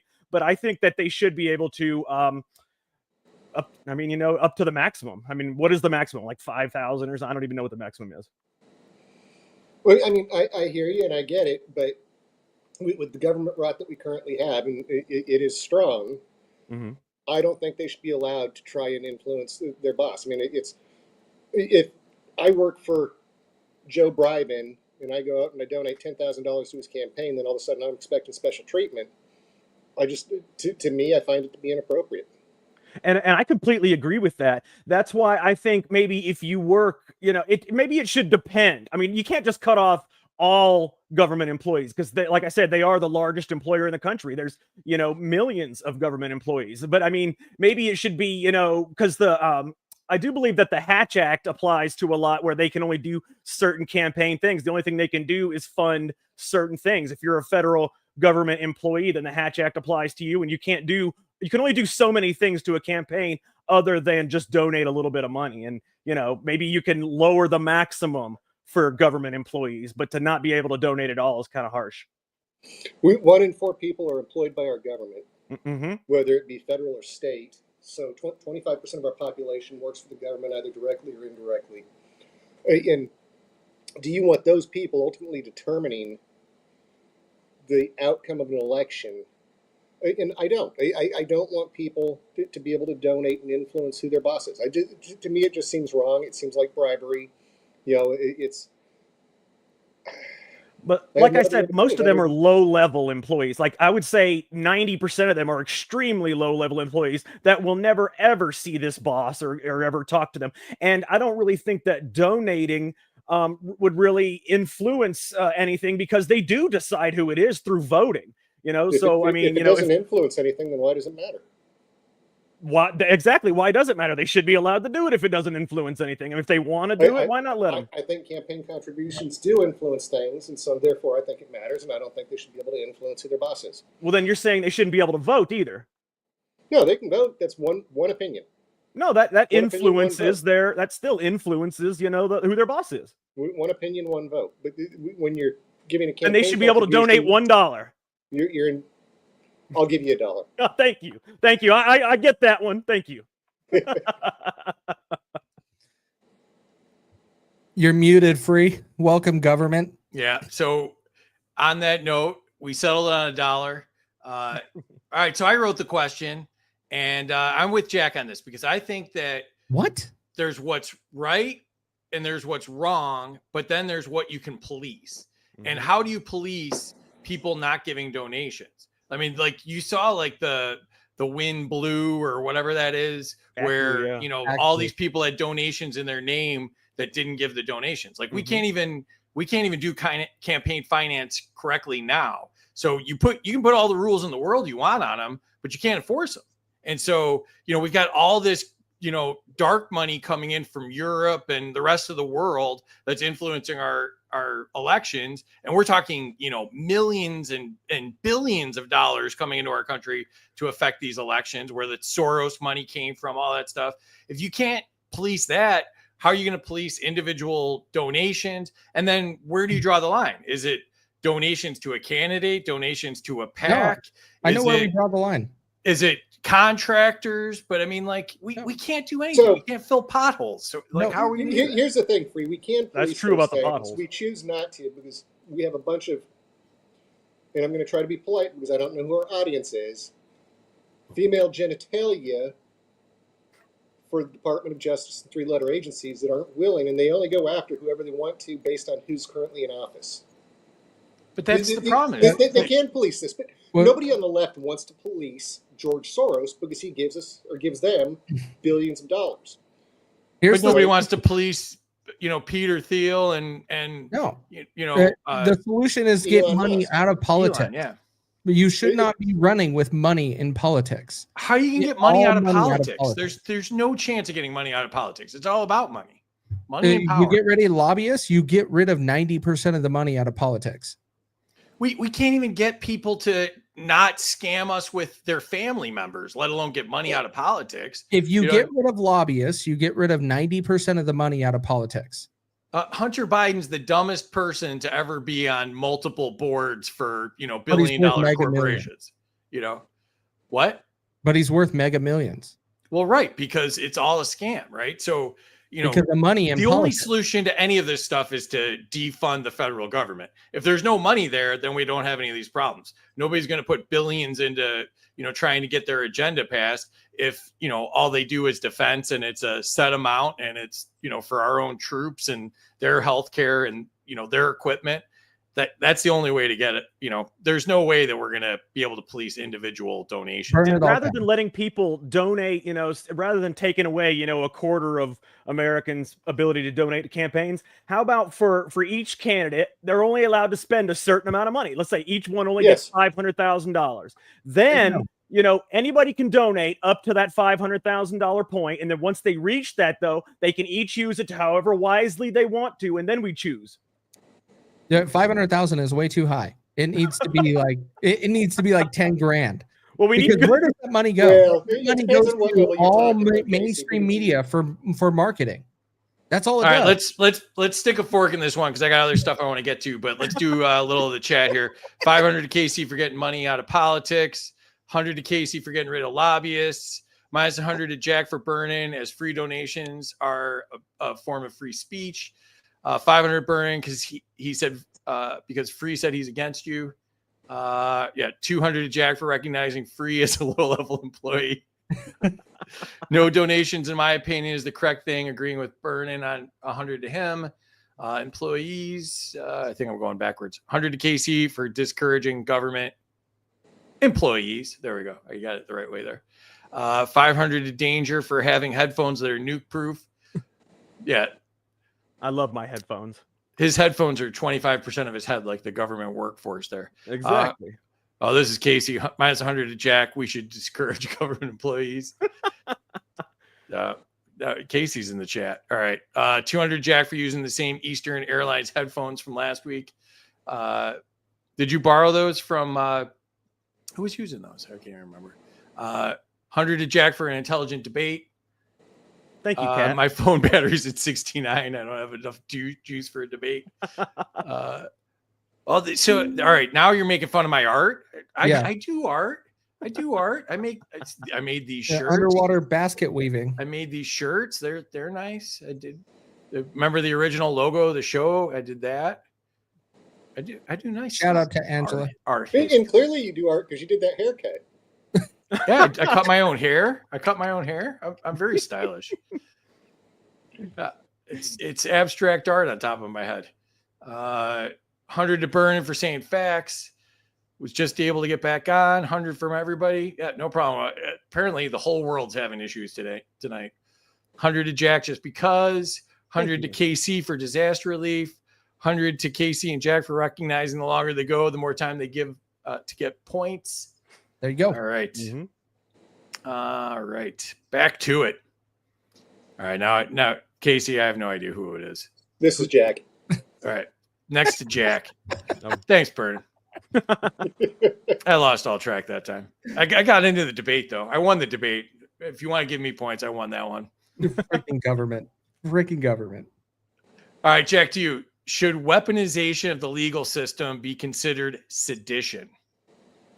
And for those who don't know what sedition is, what is it? What is your definition of it, Free? You're the government. Tell me. Sedition like treason. Yeah. Well, honestly, it should be. I mean, if you're weaponizing the government, if you are in the position of power to weaponize the government, it should be sedition, conspiracy, treason, all of those things, because you are using our government as basically as an enemy combatant against its own citizens. I mean, yeah, it definitely should be all those things. Big facts. Yeah, I'm trying to come up with a good word instead of treason, since treason has that very limited definition. So, And I got points for cutting my own hair. Thank you. I look good tonight. 100 to Jack. 100 to Jack. All right. Kaecey, to you. Should refusal to testify under oath mean automatic removal from office? Sure. And that would count for bureaucrats too. Yeah, I'm okay with that. Because you really should be open and honest and transparent with the people you are representing. If you are not wanting to be transparent to represent your constituents, then you should be removed from office. Absolutely. All right. Burnin, to you. Should independent IGs have power to suspend agency operations? So investigator generals is the IGs there. Oh, I was trying to figure out how Instagram came into this whole thing. No, I couldn't spell those words, so I went with the abbreviation there. It's no one person should have that authority. I mean, that's why we have Congress. That's why we have the Senate. That's why we have the judicial branch. You know, when you start thinking about the three branches of government, we've gotten to this point where they're all operating against one another as opposed to in the betterment of we the people. So I don't think an independent IG should have the ability to shut down, and I can't see the question when you have me on full screen, but have the ability to shut down any agency operations. You know, they should be able to go in and make recommendations, and then our branches of government should take the appropriate actions to follow up on that. The problem is none of them do. They're all broken because they're just working against each other as political opponents as opposed to representing we the people. And we no longer have representation. Minus 100 to me for the camera work there. That was bad. Epic fail. Minus 100 to everyone from Zach because he's late. You can start the show. Just like to point out, Zach still doesn't have a tan, just FYI. Facts. All right, Jack, to you. Categories bloated government. Should we eliminate every federal agency not named in the Constitution? I think that would be perfect. That is excellent common sense logic there. And we need to shrink the government as much as we can, as far as I'm concerned, and eliminating every agency that I think we should eliminate every agency that was not named in the original Constitution from 1776. Forget all the, the extra amendments that they added. Let's go all the way back to the beginning. I'm with you. That's where I was going with it. I don't really pay attention to the amendments. Most of them suck. So you're saying repeal the 19th? Is that what you're saying? I'm saying whatever you want me to say. Wow, roll over and play dead. I would repeal the 19th if we don't allow anyone to vote, because I'd rather just get rid of the whole federal government and not vote. Burn it all down. Let's go. Exactly. While Congress is gone, change the locks and sell it is really what I think. Well, we don't have to sell it. It just goes back to the rightful owner of who bought all of our land. China. Thank you. Yeah, right. Yeah, that'd be owned by China in a minute. All right, Kelsey, to you. Should Congress have to vote individually to fund each agency? Yes. Well, and we should be voting individually on every decision. We should not be making 1,000-page big beautiful bills to pass what we want. We should actually be passing each individual item in a single bill, a couple pages or so. But overall, we should be doing everything individually, along with funding. It should be done individually. And Free, I'm going to redistribute that answer to myself because I liked it, and I also believe that single line item bills should be the thing. And see, rather than redistribute, because I'm not a socialist, I'm just going to say give Kaecey 100 points for the single bill. And I'm going to veto that 100 points. Ooh. It's because I'm black. Wow, so that's not even socialist. He's an outright communist. Damn. Hey, I'm playing within the rules. All right, Mom Donnie. No, I think I'm we should have a Omar line item Fateh veto now. too, as long as we're adding stuff. So I'm doing the old Omar Fateh now. I'm going to be the Minneapolis mayor. Oh, excellent. All right. Burnin, to you. Should we require a public vote to create new federal departments? Your wording is a little bit interesting in calling them departments. Departments are created all the time, and they can be the most basic thing. It doesn't need to go to a vote. If we're talking about federal agencies, then absolutely. Yeah, you saw where I was going there. I wanted to see if you would go down to the department level. No, I don't think 100 because somebody needs to add a call center for the suicide hotline, that we need to take that to a federal vote. Add the call center. All right, fair. Jack, to you. Categories red tape and bureaucracy. Should every regulation require an automatic sunset unless renewed? Oh, absolutely. There should be, the regulations should all have expiration dates unless they're renewed, because regulations, right now, all of the regulations and laws, there are very few regulations and laws that are ever repealed. So you got to think of it like, say there's an average of 3 to 5 regulations and laws, new regulations and laws that are made every single day. Just an average over the course of the year.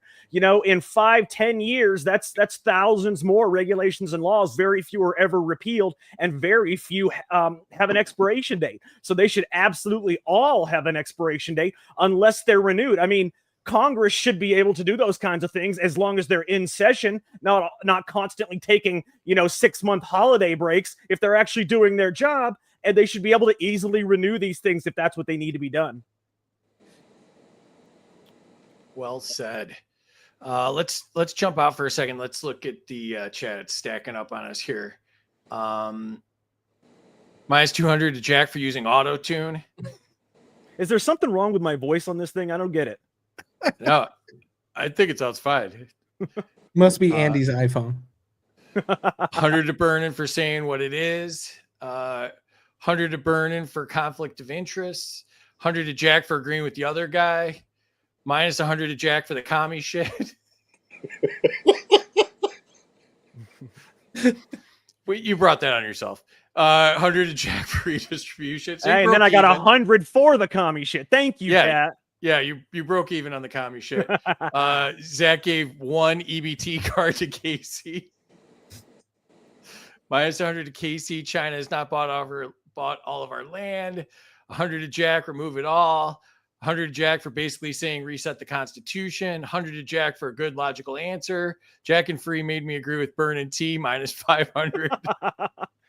100 to Jack for having the same pitch as me, cracking my knuckles. I think it is Andy's iPhone because he keeps saying stuff about it. I don't know what's going on there. He isn't an ice fan right now. So 100 to Jack for shrinking the government.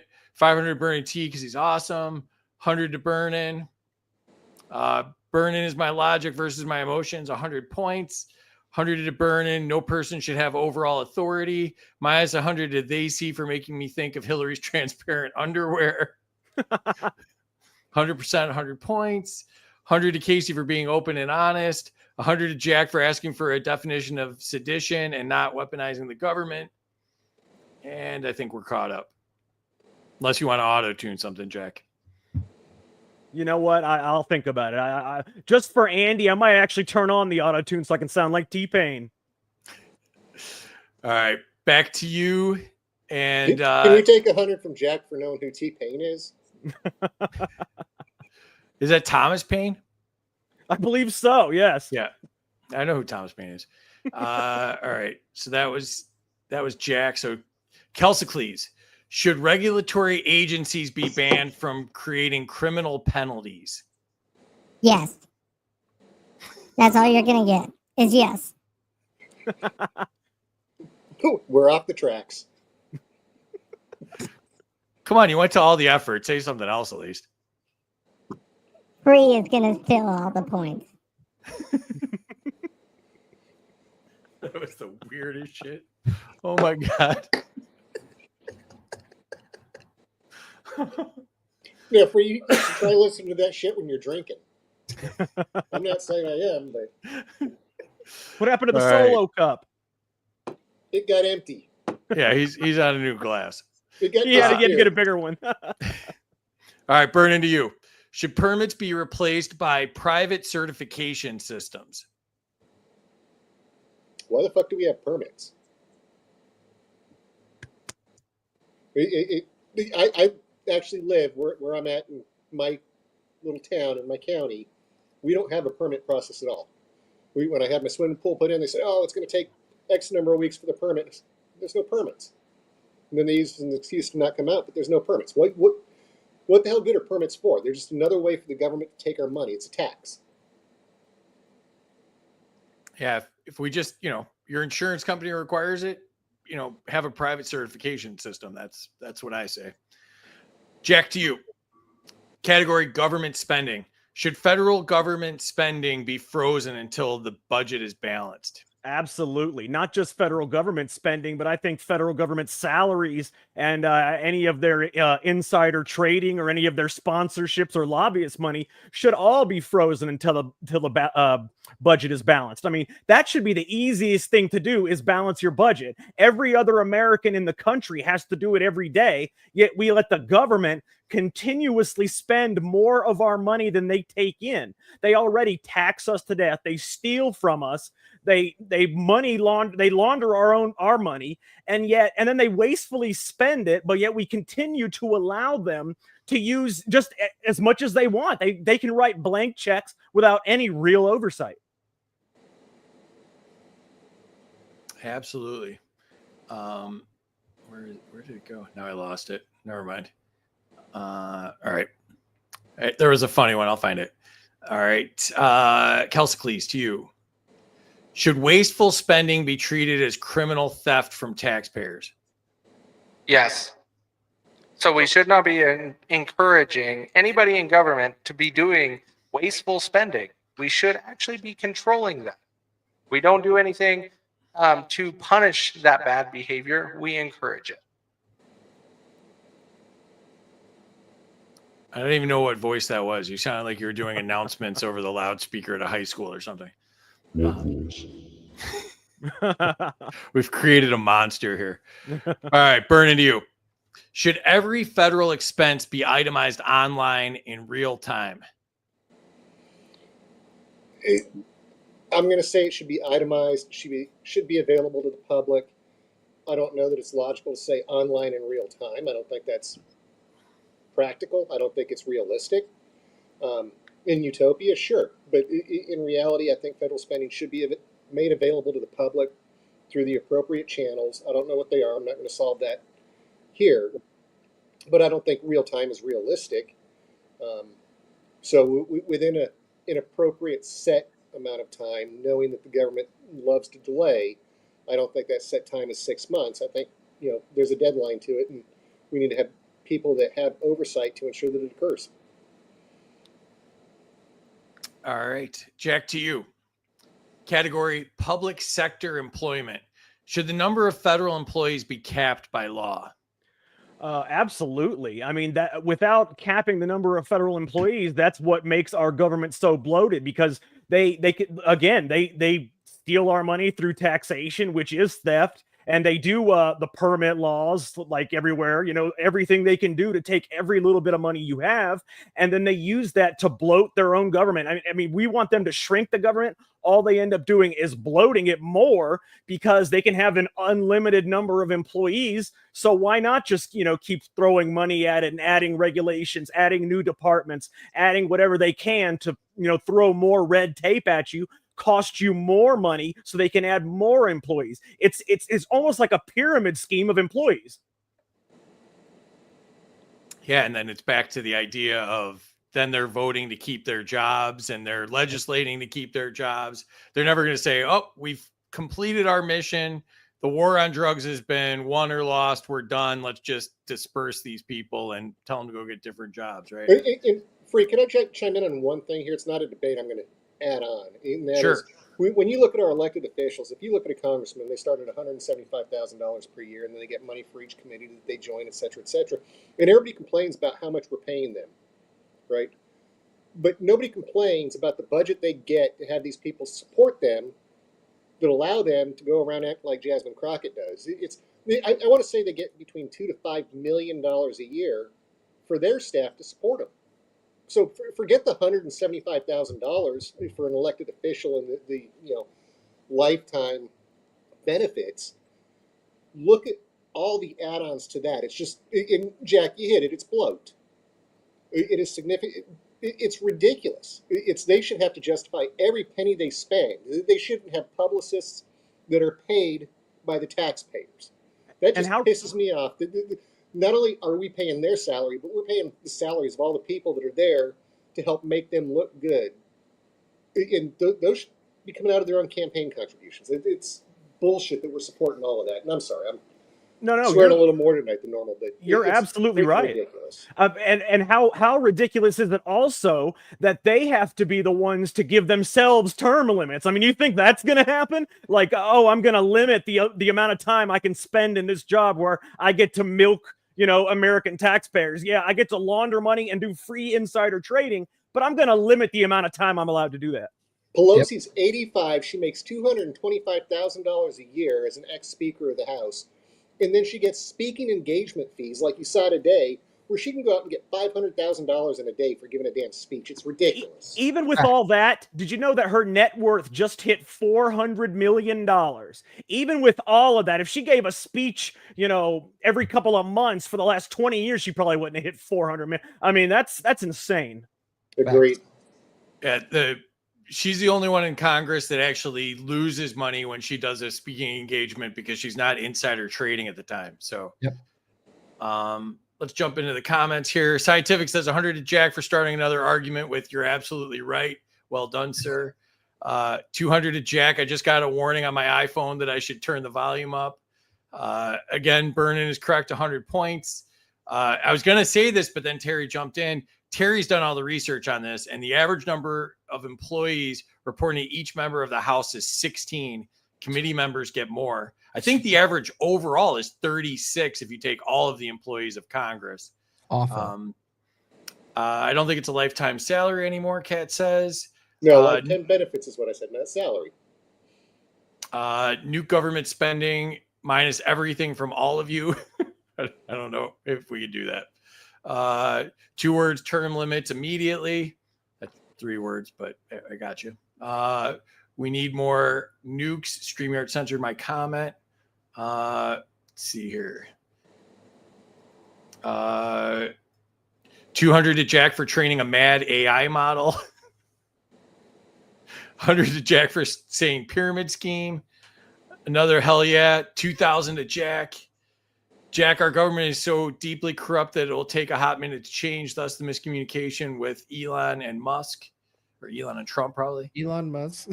Yeah. 500 free for doing a great job without Terry. Terry's probably doing stuff in the background that I don't even know about. And Terry does all of the stuff leading up to this. So like, I can't say I'm doing really anything without Terry at any point at any time. So 100 to they see for sounding like Fidel Castro announcing Hawaiian rolls are on the menu. That was the one I was looking for earlier. That was good. 100 to Kaecey for saying control wasteful spending. 100 to Jack defund everything. 100 to Jack for almost saying taxation is theft. 500 for Jack for balancing the budget comments. Hell yeah, 2,000 to Jack for that answer. 100 to Jack for the righteous answer. 100 to Jack for yelling at the same tone. Real quick. I just got to thank everyone in the chat. That was 6 consecutive people that gave me at least 100 points. So thank you all. Yeah, someone's got to nuke him to really bring him back to reality. Please. Spot on at Burnin, you get 100. Keep doing this great show. Thank you. 100 to Kaecey for sounding like Andy. Oh, that's rude. That's rude. 100 to Burnin, no permits. 500 Burnin for our permits. 500 to Kaecey for the voice.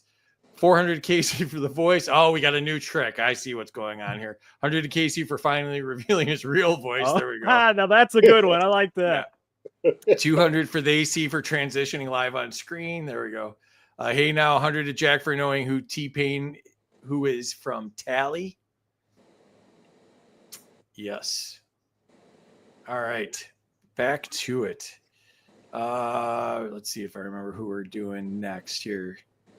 Yeah, I think it's Kaecey next, right? Sure.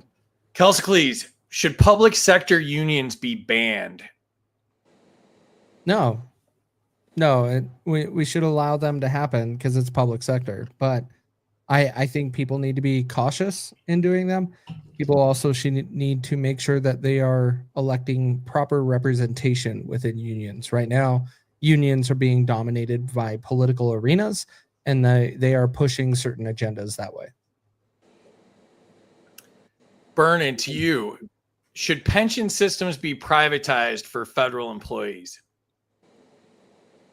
So this is a question I've never given a lick of thought to, but I'm going to transition it slightly because I think Social Security should be allowed to be privatized. You know, I should be able to go determine how I invest. So I'm going to say yes, it should be privatized. They should be allowed to determine how they want to invest their pensions, as opposed to, and let's face it, the government gets everything wrong. The government doing it for them. And Kaecey just got points for transitioning, so that might be a good strategy. There you go. Let's go. Jack, to you. Category is contracting and outsourcing waste. Should no bid contracts be outlawed? Absolutely. I mean, that flies in the face of capitalism, which is what our government and which is what our country is run on. I mean, that is anti-competition. It's antitrust. And that's what we have all these laws for. And it breeds corruption. I mean, the government, from local all the way to federal, gives their cronies no bid contracts.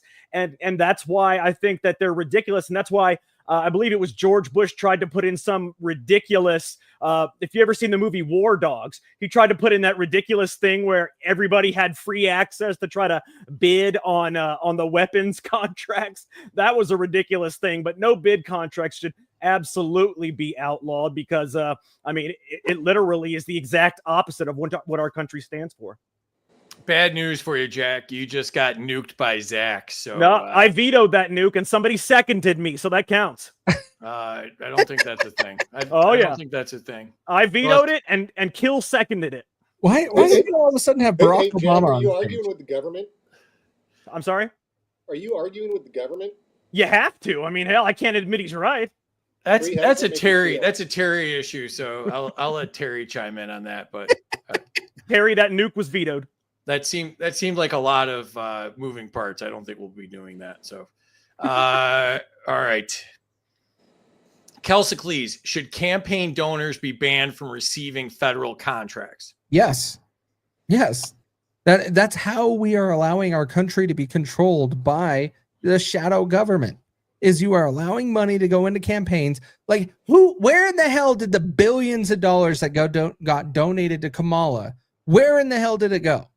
It went to people to try to pull strings after she got elected. Well, that is and Megan more the Stallion. Jesus. Oh, all right. Burnin, to you. Should federal contracting offices be replaced with third-party bidding platforms or services? I could go services on that as well.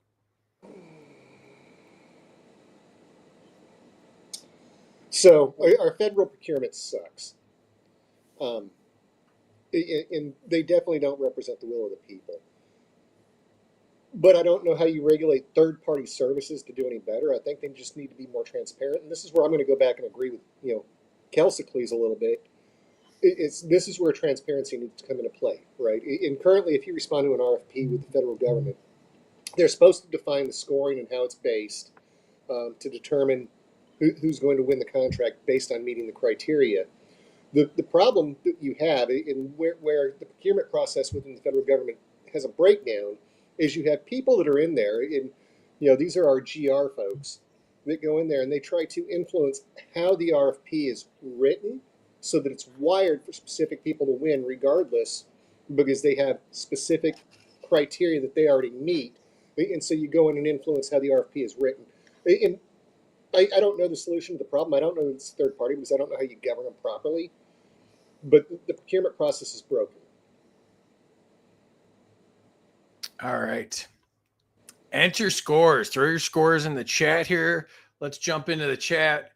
300 to Jack for common sense. Minus 100 to Jack for trying to appease me. No banning public sector. Enumerated powers only. 500 to Kaecey. Minus 100 to them C for making me think of Hillary Clinton. Hillary's made a couple appearances tonight. Good to see her out and about. 100 to Jack for no bid contracts. 100 to Jack for holding that note for 2 minutes. Government anything sucks, just saying. I agree. Love this. Please make sure to invite me again. I think if you follow me on YouTube, you'll get a notification if I remember to set that. But or follow me on X too.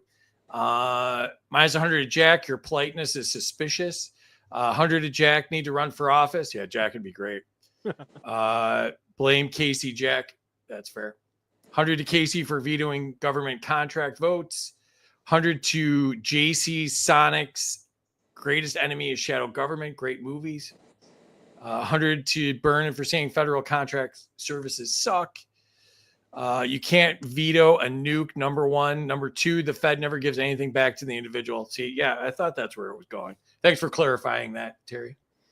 See, Terry's still in charge. She just you didn't put my comment on there. I said the nuke veto was seconded by Kill. It was thirded by Cat. They sent anti-missiles to stop that nuke.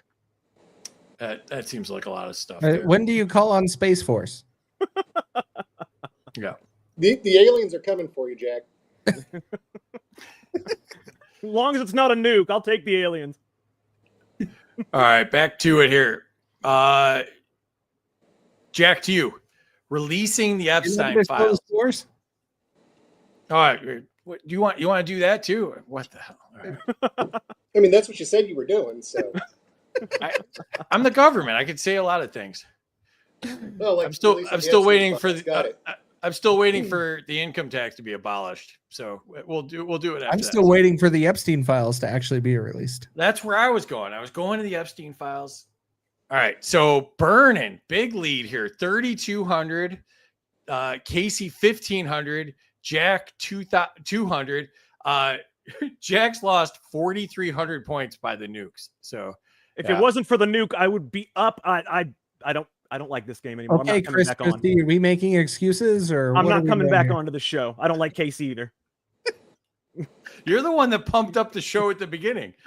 You turned on us. This is going to be great. Now you're Tub. I hate this show. I'm never coming back on. Never coming back on with you guys. The best is when somebody comes on the show now and they hear that and they've never watched the show. They're like, "What was that?" Like you gotta see him like, "Oh, was that part of the intro? Who yelled that?" All right, so was it you, Kaecey? Now I'm confused. No, it was me. All right, Jack. All right, releasing the Epstein files. Should the full Epstein client list be released to the public immediately? Absolutely, it should be it should have been released to the public immediately. 8-10 years ago. We deserve to know. I mean, this thing was, the biggest story. These people abused probably tens of thousands of kids. I mean, who knows how many people actually abuse these kids? I mean, you're talking, probably politicians, scientists, actors, everybody that's influential was probably brought to this island for blackmail purposes. And I would say abused, tens of thousands of kids. And we deserve to know who every single one of those people are. See, as long as we don't know who they are, then whoever has this information is able to blackmail these people and essentially run the government, or at least influence many things in our country. If we knew who these people were, that would take all of this blackmail material away, and then maybe we could get back to some semblance of sanity. All right. Kelsey, to you. Should no redaction be allowed in Epstein-related court documents? I'm going to say, yeah, absolutely right now, because we have these shenanigans being done around the files. Are they're hoax? They don't exist. They do exist. Oh, they do have Trump in them. They don't have Trump in them. It just release the damn documents and let America decide. We need to just start putting it out. Now, if you believe their doctor, do a press conference and talk about it. Don't try to play it off like it's some damn hoax. All right. What about the Burnin, victims? That's like I said, that's the only thing that should be redacted. Remember, I said victims' names should be redacted. That's the only thing. I'm okay with that. If we want to do that, let's leave the victims redacted, but nothing else. I don't have a debate left, so that was my question: is making sure we can still protect the victims. Yeah.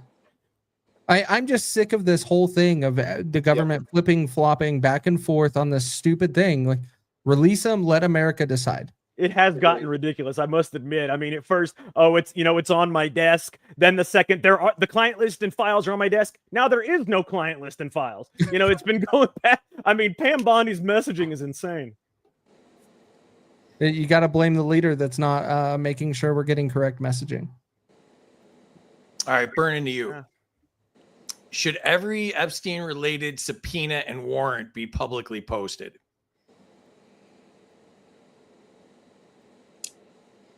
So, without knowing what's there, it's hard to answer the question. But I think, given the sensitivity of this, yes, I think, and Kaecey, you nailed it. It's the people have a right to know who was out there raping children.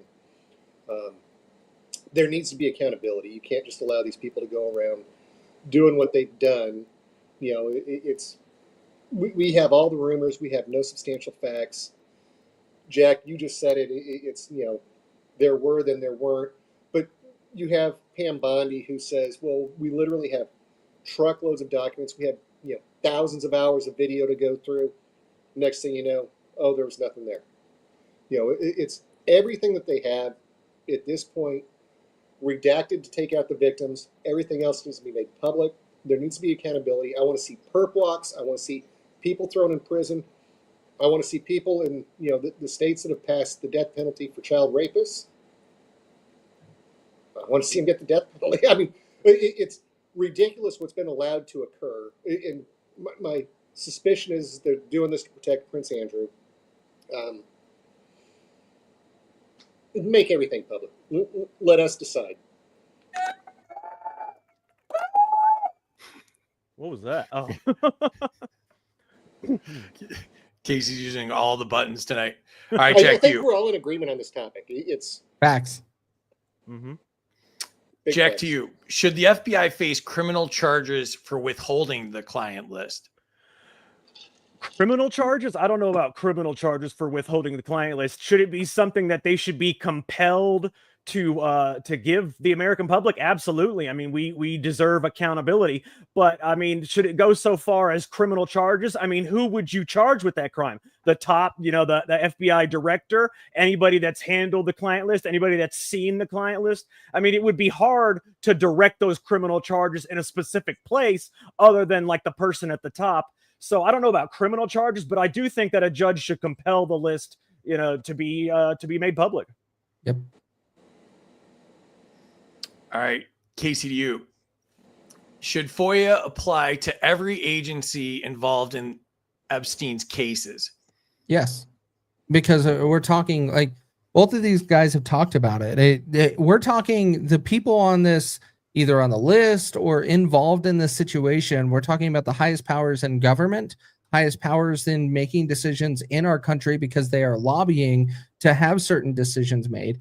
And we should have complete transparency. Now, redact the victims, as we talked about, but bring everything out. If anybody wants to submit a FOIA request to actually get access to the documents, that should be permitted.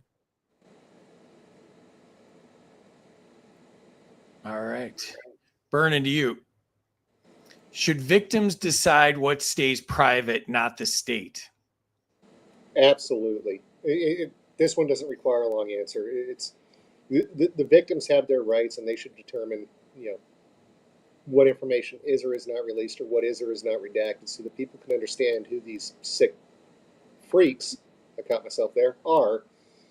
I've heard, people talk about Kevin Spacey, where he liked to hear him scream. So the victims should be able to determine what of theirs is released.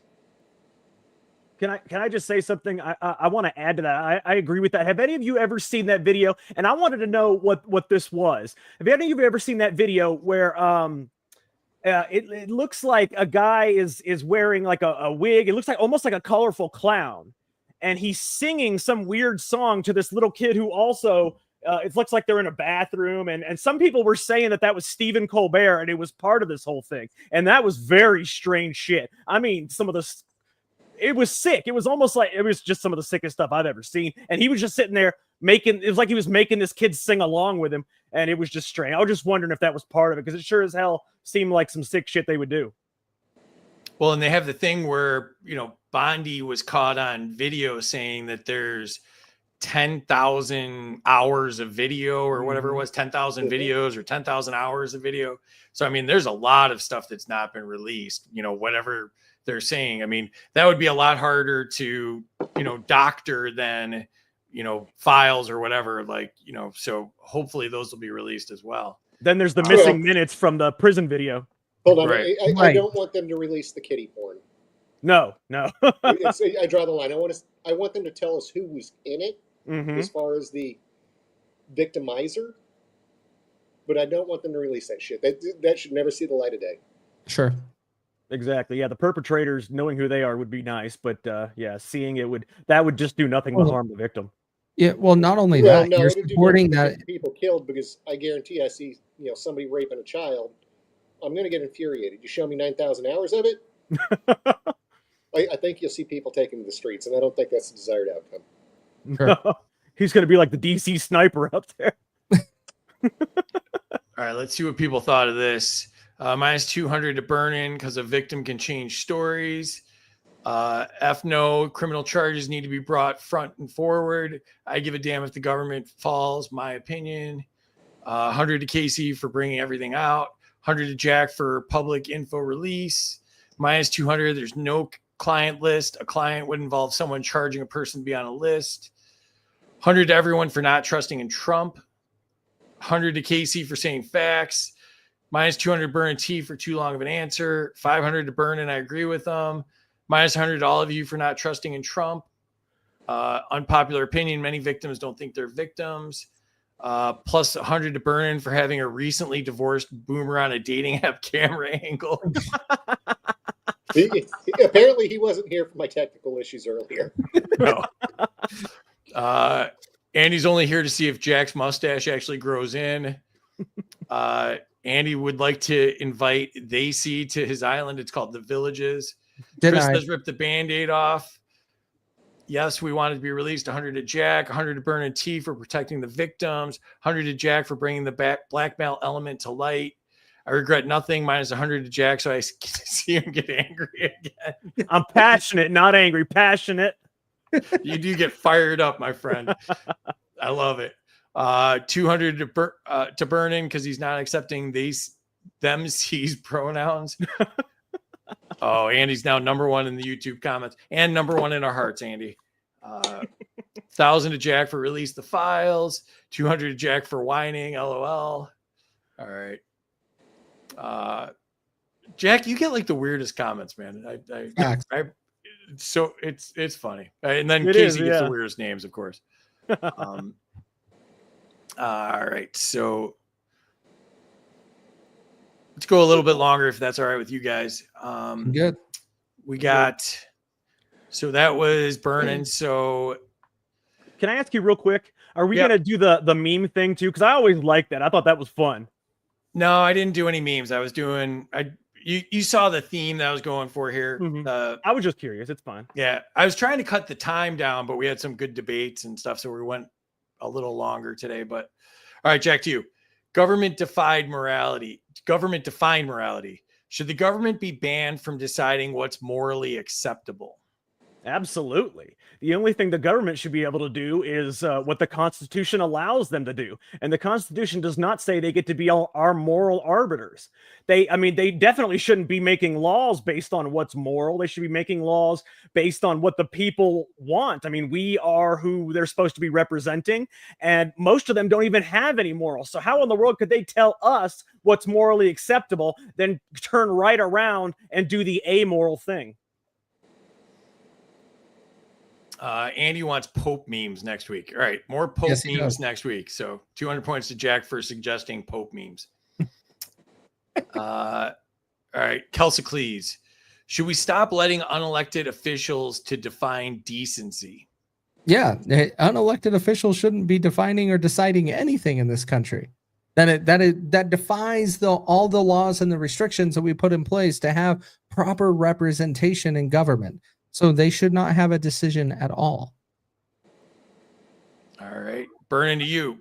Should the government stay out of family values? Are you really asking me that question right now? Yeah, the government should stay out. But I'm going to take my 30 seconds here to talk about Kaecey and Jack's response, because every law in the books defines decency and values, right? It's in morals. Thou shalt not steal. That's moral. So it's, again, we have muddy water. But yes, the government should not be determining family values, which is a little bit more specific. Nobody should tell me how to raise my kid. However, I am in support of, defining or creating laws that prevent people from having, 8-year-olds get transgender surgeries or take drugs that affect them when they're not old enough to make that decision for themselves. So it's a muddy water, but to the root of it, yes, the government should not be defining family values.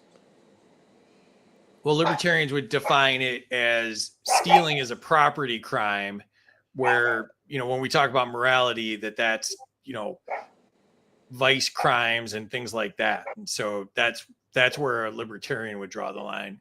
Does a property crime become okay if you're doing it to feed your family? It's muddy waters, and I'm not disagreeing with you. I'm just saying that the people that are creating the definitions are the wrong people in the first place. Facts. Mm-hmm. Well, I don't think you should be able to tell somebody what they should imbibe, or what they can do with another consenting adult or anything like that. So but once you're affecting a person's property, or if you're hurting somebody, then that's where you would want laws and punishment. But I think we're in agreement. I'm just the flaw with the question is, where is that line? Well, see, that's exactly what Free said is the perfect line right there, because they should not be legislating morality unless it actually hurts or takes away from another individual. If it infringes on another person's rights, then they can bring laws into it. Otherwise, they should not be legislating morality. I don't disagree with you. Yep. All right, Jack, to you. The category is erosion of family autonomy. Should Child Protective Services lose its authority to seize children without due process? I don't even see how they're already allowed to seize children without due process. I mean, I can understand taking a child out of a really harmful situation, but I mean, not to where you can just seize them and then, because I would say that at least half the time they seize them from people just because based on a phone call or based on something that really doesn't have anything to do with it, especially when government agents can be very corrupt and they can just, take your children. I mean, look at what's going on in California. They're allowing them to kidnap your children if you won't let them be transgender. If a 2-year-old says, I want to be transgender, the parent says no, the CPS is allowed to kidnap their children. So seizing without due process is ridiculous. Now, if you want to be able to temporarily take them out of a home for something serious, when there's an actual crime committed, I can understand that. But without due process, no. Our country is founded on due process. It's founded on innocent until proven guilty. That's what we are. Well said. Kelsklees, should government agents be banned from questioning minors without parents present? Yes, correct. Yeah, because the government should not be going after the children and asking them questions for very similar things of Jack outlined, what we see in public schools today and what they're being taught and manipulated and told, oh, it's okay, you can do these things when it is against the family values and what the morals that they are pushing in their household.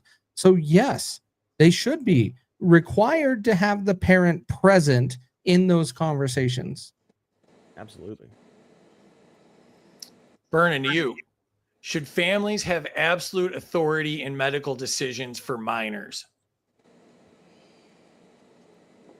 Oh. I mean, on the surface, yes, but that one's so much more veiled. If you look at the Lori Vallow situation, and I mean, obviously she was a murderer, but there is a best interest. And the balance here,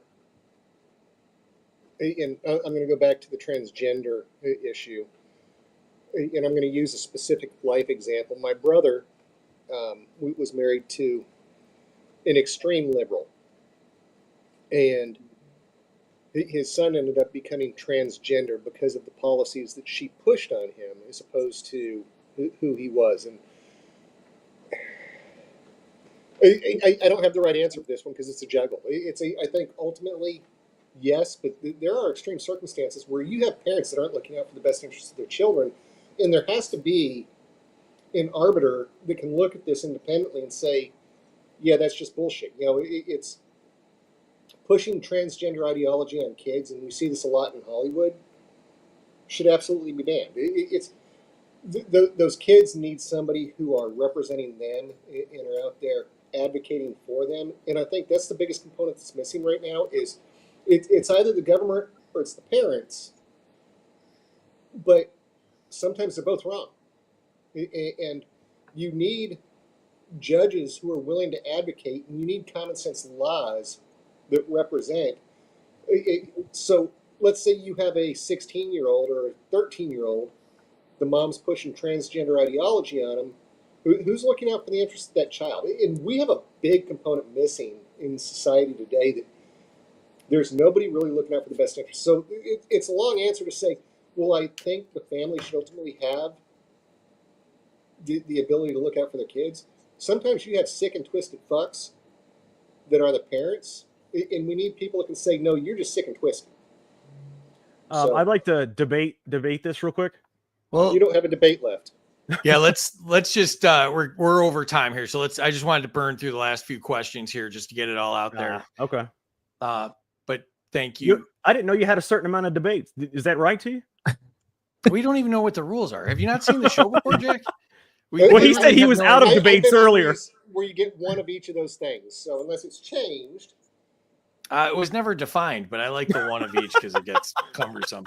He said it was never defined. I lose interest in the rules like pretty much while I'm talking about them. So yeah. But yeah, I mean, my next drink is almost done, so we're going to have to get to the end. Exactly.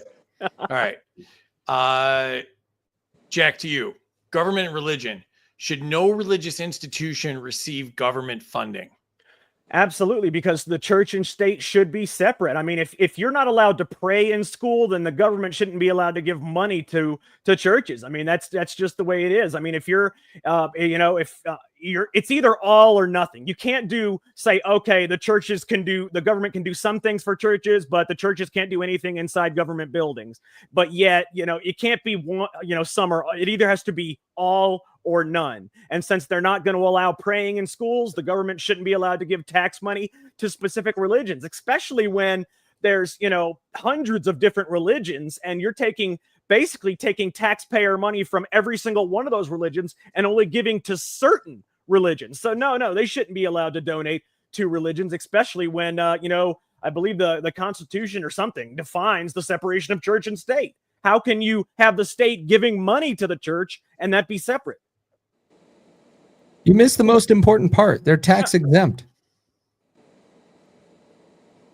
Religions are tax exempt. They don't pay anything into government anyway, so they shouldn't receive any government money. Well, yeah, but my answer was not receiving government funding, so. Yeah. All right, Kaecey, should religious conscience override government mandates? Yes. Our country was founded on religious freedom, and that does not require government to insert themselves into any type of mandate that they want to enforce on us. Religious freedom and freedom of how we want to proceed in this country is not allowing the government to oppress us and force us into a certain scenario. So, yes. So you support Sharia law if you're in Islamic? So should we have a Sharia law in this country? That's a slippery slope because you got to allow freedom of religion. It's the first words in the Constitution. Well, freedom of religion does not mean that you get to make laws based on that religion. So are they allowed to practice their religion? Yeah, but are they allowed to impose Sharia law on other people? No. Correct. Their religion defines their laws. Yeah, but they're not allowed to impose those laws on other people. That is where we separate things right there. Agreed. Well said. Burnin, should the state be banned from regulating religious expression? I mean, this is where I'm going to fall back to what Kaecey just got done saying, what Jack said. It's the separation of church and state, that they should not be allowed to ban religious expression. However, there is some connection. There's a dichotomy here that there's exceptions. You can't allow Sharia law. Jack, I think you just said it. You can't allow them to impose laws on other people, but they also shouldn't be allowed to impose laws on their own people. So people that are a member of this Muslim chapel or whatever the hell they're called, they can't adhere to Sharia law and get away with, beating a woman because she was raped, just because that fits their religion. But yeah, that's where I'm at. Jack, to you. Category: abuse of executive power. Should a president be subject to following the law both during their term and after leaving office?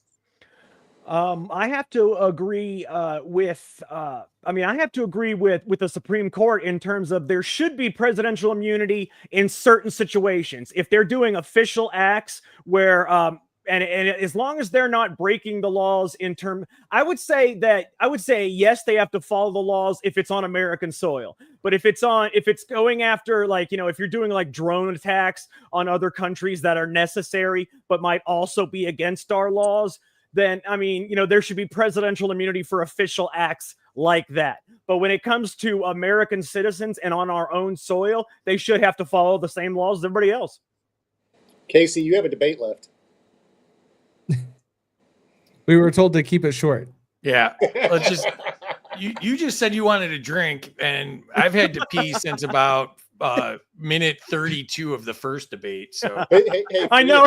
If Kaecey debates Jack, we both have the opportunity to go pee.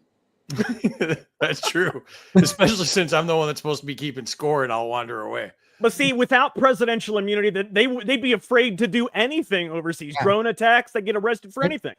It's the same. I'm fine with that. Those are all war crimes. I'm fine with that. They should be afraid of everything. They should be afraid to do anything that's not specifically stated in the Constitution. Well, then what happens if another country who doesn't have those type of rules or laws is willing to attack us, but he can't declare war without a full congressional vote or whatever it is? He can't go do a drone attack that could save. Y'all are going to debate mode here without the debate Sorry. format, which doesn't Yeah. let me go take a pee. So Exactly. I like every other Burnin T comment where he says we should finish this. Clearly, the government has had too much tea tonight. So Yeah. All right. I'm surprised Burnin T doesn't have to pee yet. All the drink he's been drinking too. Yeah, I exactly. do. That's the whole point. Yeah. If you go to debate format, I can go pee. No, Yeah. okay. All right. So this is to Kaecey. Should presidents need congressional approval to enact sanctions or tariffs? yes, because we should not be in a dictatorship to where one person can make those decisions on doing things on another nation. We should have Congress be in some sort of a deciding factor to help bring some balance into decisions. All right, Burnin, to you. Should no agency be allowed to act solely on a presidential order? I'm going to have to go with yes. We have government for a reason. Again, we have three branches. They're all supposed to be working in unison. I think the problem that we have, and this is the real problem, is our branches of government have become corrupted. And I said it earlier, I'll say it again, we no longer have representation.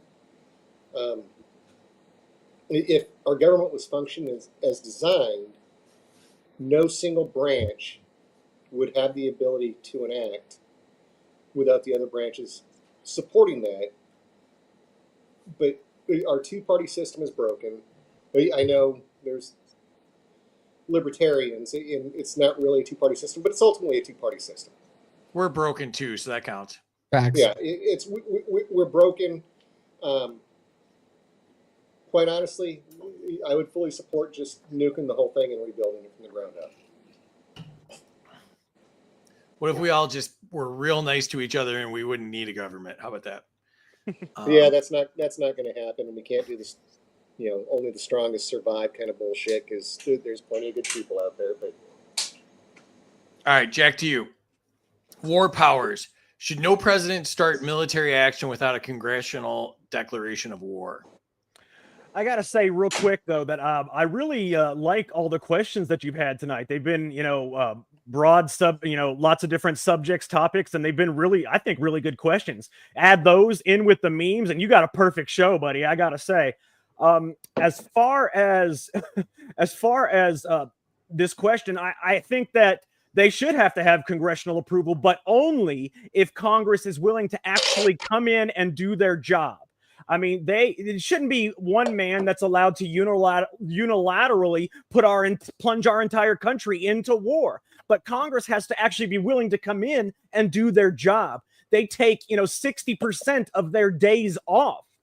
So, I mean, if they're willing to come in and do their job, absolutely, it should only be through congressional approval, because, one man should not dictate our entire country going to war.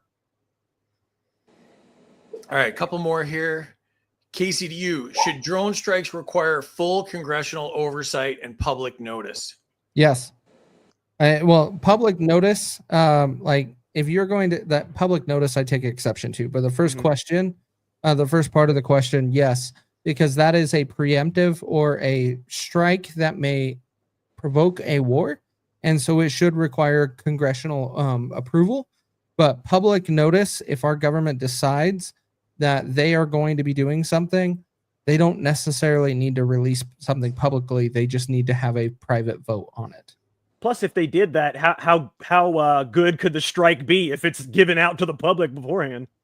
Well, welcome to the government. They'll just end up fumbling something, and then they would end up sending the nuke to where they voted instead of actually sending the nuke where they wanted to. Mm-hmm. Yeah, I think a lot of these, though, if we got rid of the 900 bases where we're putting our young people and private civilians in harm's way, in places that they shouldn't be, if you take a lot of those complications out of it, then it makes more sense to say that a public referendum to go to war would actually make sense, but with all these complications, yeah, like if you got to defend somebody that's, one of the 30 bases that's on the border of Iran. It's a whole different story. But Sure.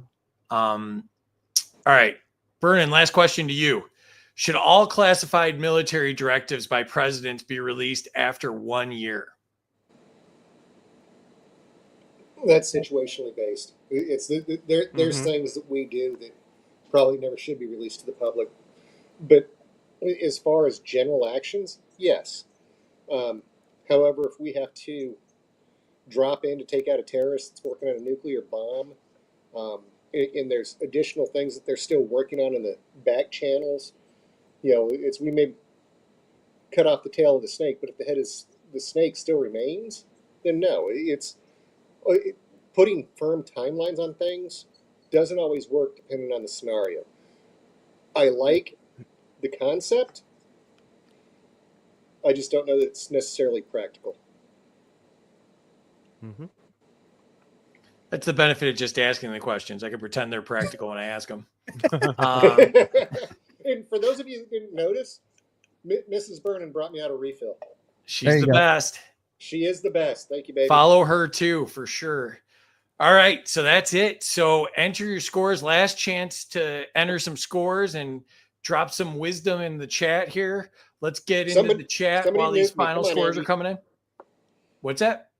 I said somebody nuke me. I encourage Andy to nuke me here. Yeah, someone nuke Burnin T and nuke Kaecey again too, please.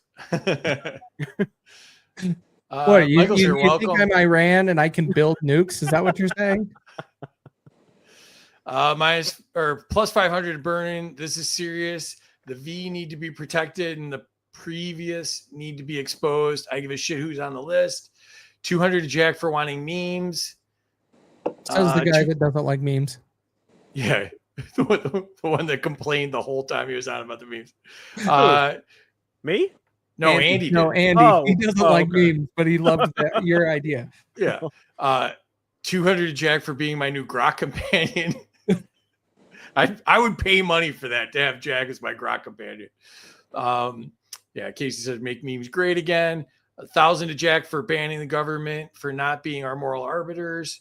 100 to Jack for saying the federal government can only do what the Constitution allows them to do. 100 to Kaecey for unelected officials not having a say at all. 100 for they see because I'm not racist. 200 to Jack, they work for us. I think this show needs to have a question from you, from us, the little people who sit here listening to you all. 100 points to each of us. Hey, DM me if you have any questions you want me to put on the next show. Big facts, 100 to Jack, due process. That's from Kaecey again. I don't know what's going on here. Yes, thank you. Free the DSS. We're not free as long as the government can take someone's children. 100%. 100 for child services not seizing kids without due process unless an actual crime is committed. Yes, Jack, your rant against DCS. 100 must have a jury for the removal of children. 100 to Kaecey for parental rights of their kids. 2,000 to Jack, love the passion. You had me, Jack, at half the time. 50-50, 1 sec, just feeding the cupboard kid Potter. 100. What did that mean? I don't know. I get like halfway into these sentences and realize I don't know what I'm talking about. 200 Burnin for the raw data. Thank you for your honesty. 100 to T-Pain for releasing his new single. 100 to Jack for wanting to debate. I don't need the government to protect my kids from my ideology. I raised my kids to not be gullible. Minus 100 to Burnin. 100 to Jack for separation of church and state. Terry's driving home. Great show. Sorry you had problems, Terry. We'll see you next on Tuesday. We're doing Tuesday this week. 100% stop the BS. There's separation of church and state for a reason. 100 for religious freedom. 100 to Jack on religion. 100 to Kaecey for religious freedom. Kaecey, 100 points for being spot on. 100 to Kaecey for the slippery slope theory. I get 1,000 for sitting with the mosquitoes and watching. Where were you? Yeah, great panel. Great job by Terry for putting that together. 100 to Burnin for boomer, or minus 100 boomer for boomer talking points. Sharia law is pretty whimsical. Shakira law. Oh, Shakira law. That makes more sense. Shakira law is pretty whimsical. I screwed all that up. 100 to Burnin T for not allowing Sharia law. Face off 1,000 points. 100 to Jack for POTUS immunity for not breaking the law on American soil. Finish it. 100 to Jack. Minus 100 to BT for nuking all parties. game theory always wins. 100 to Jack for complimenting free. Yeah, I get very few compliments on the question, so I appreciate that. Burnin 500 points for saying what needs to be said. Minus 100 to Kaecey. There should be no privacy in Congress, and 100 to BT for situational based actions. So that was a mouthful. Let's refresh them here and show you where we landed. And I think everybody knows where this is going. Burnin wins it all, 3,700 points, Jack, and Kaecey tied at 2,400. Jack would have been way ahead, except got nuked out of 4,300 points. Jack, what's your takeaway after being kind of hosed in the scoring there? Thank you. I have to agree with the government on this. I did get hosed. I mean, I should have. I was far and away the best candidate, and I will be running for office, and I expect the support of both T and Kaecey because after getting nuked the way I did, thanks to Kaecey, I deserve his vote. I think he just did a Hail Hitler in that speech. You're not supposed to do this. Oh man, I can't raise my hand. Yeah, that was my fault. And Jack, pitch the show one more time, please, and where to follow you. It's the Secret America podcast, and you can follow me at America's Outlaw. That's America's with a Z, and the Secret America podcast. You can see every new episode each week is Sundays at 7 p.m. Eastern, and it's pinned to the top of my profile. It's also on Rumble, YouTube, Spotify, Apple Podcasts, pretty much anywhere where you can listen to a podcast. And this past episode has about 200,000 views, so get in on it. People are enjoying it. Wow, 200,000? Hey, he left out something very important here. I believe, in Jack, you'll correct me if I'm wrong, Roger Stone actually quote posted saying that's his favorite podcast. He did, actually. Congratulations, brother. Thank you. I really appreciate that. He did actually repost that and said he loved the show, so thank you for that. Yeah. He's the one that made JFK, right? Yeah. That book that he wrote was excellent, actually. I was joking. I was going Oliver Stone, but oh well, he wrote a book about it. Actually, that was incredible. Really? I didn't know that. Yeah, it was. I think he said that Lyndon Johnson was the one that actually had him killed. It made a pretty compelling point. Oh, I do remember that. Kaecey also tied for second place. That's a pretty good result for you, or maybe you're tied for third, so that would be more likely. But what do you think, Kaecey? Well, I don't get extra credit because of my likeness, so I'm okay. It's all good. But no, we had a good time. That was all we wanted. I ended up only losing 900 points in a nuke, so if we wanted to celebrate, yeah, Jack won and losing the most points, and that's where he belongs. Oh, gee, thanks. Well, then I deserve your vote then, I guess. And Kaecey, pitch the show one more time where we can find you.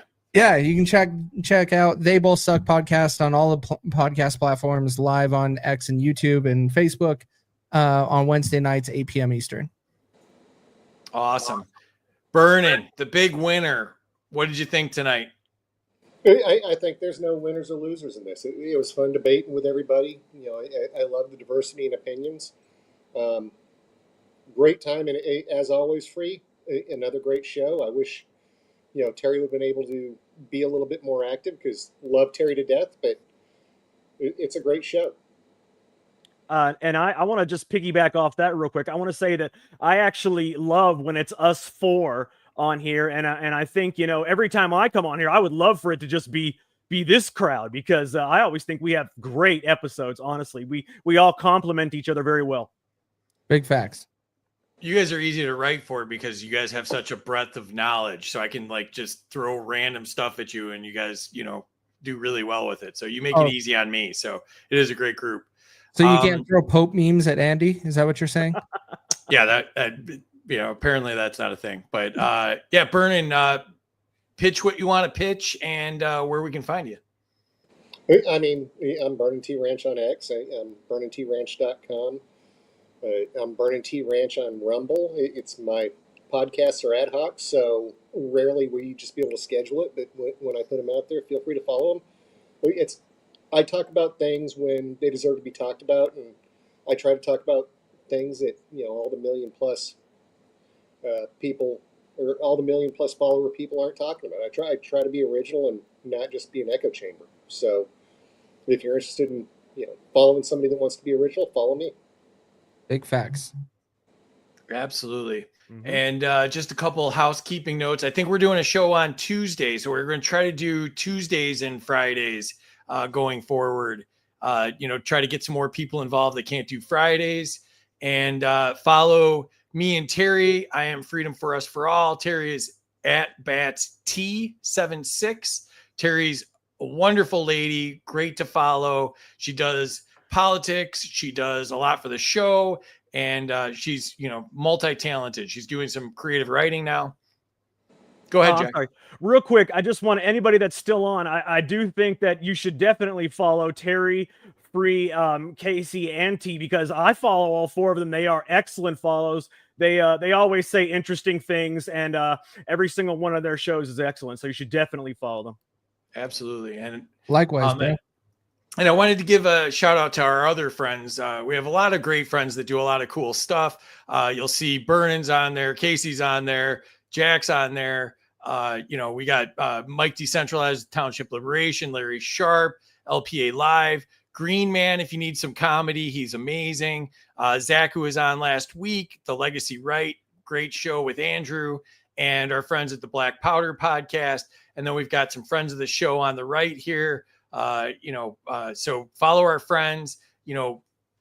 The best thing about social media is that you can get a bunch of different opinions from smart people with different experiences. So go out there and meet new people, follow new points of view, see if you can learn something and hear something you haven't heard before, or a point of view you haven't heard before. So, and then last but not least, I want to pitch my shirts again. We got shirts, we got mugs. Those are all at freedomsuperstore.com. We got Taxation is Theft, Satoshi for President, Make Anarchy Great Again. And I am wearing my other car is a Killdozer. So you can get all of those on there.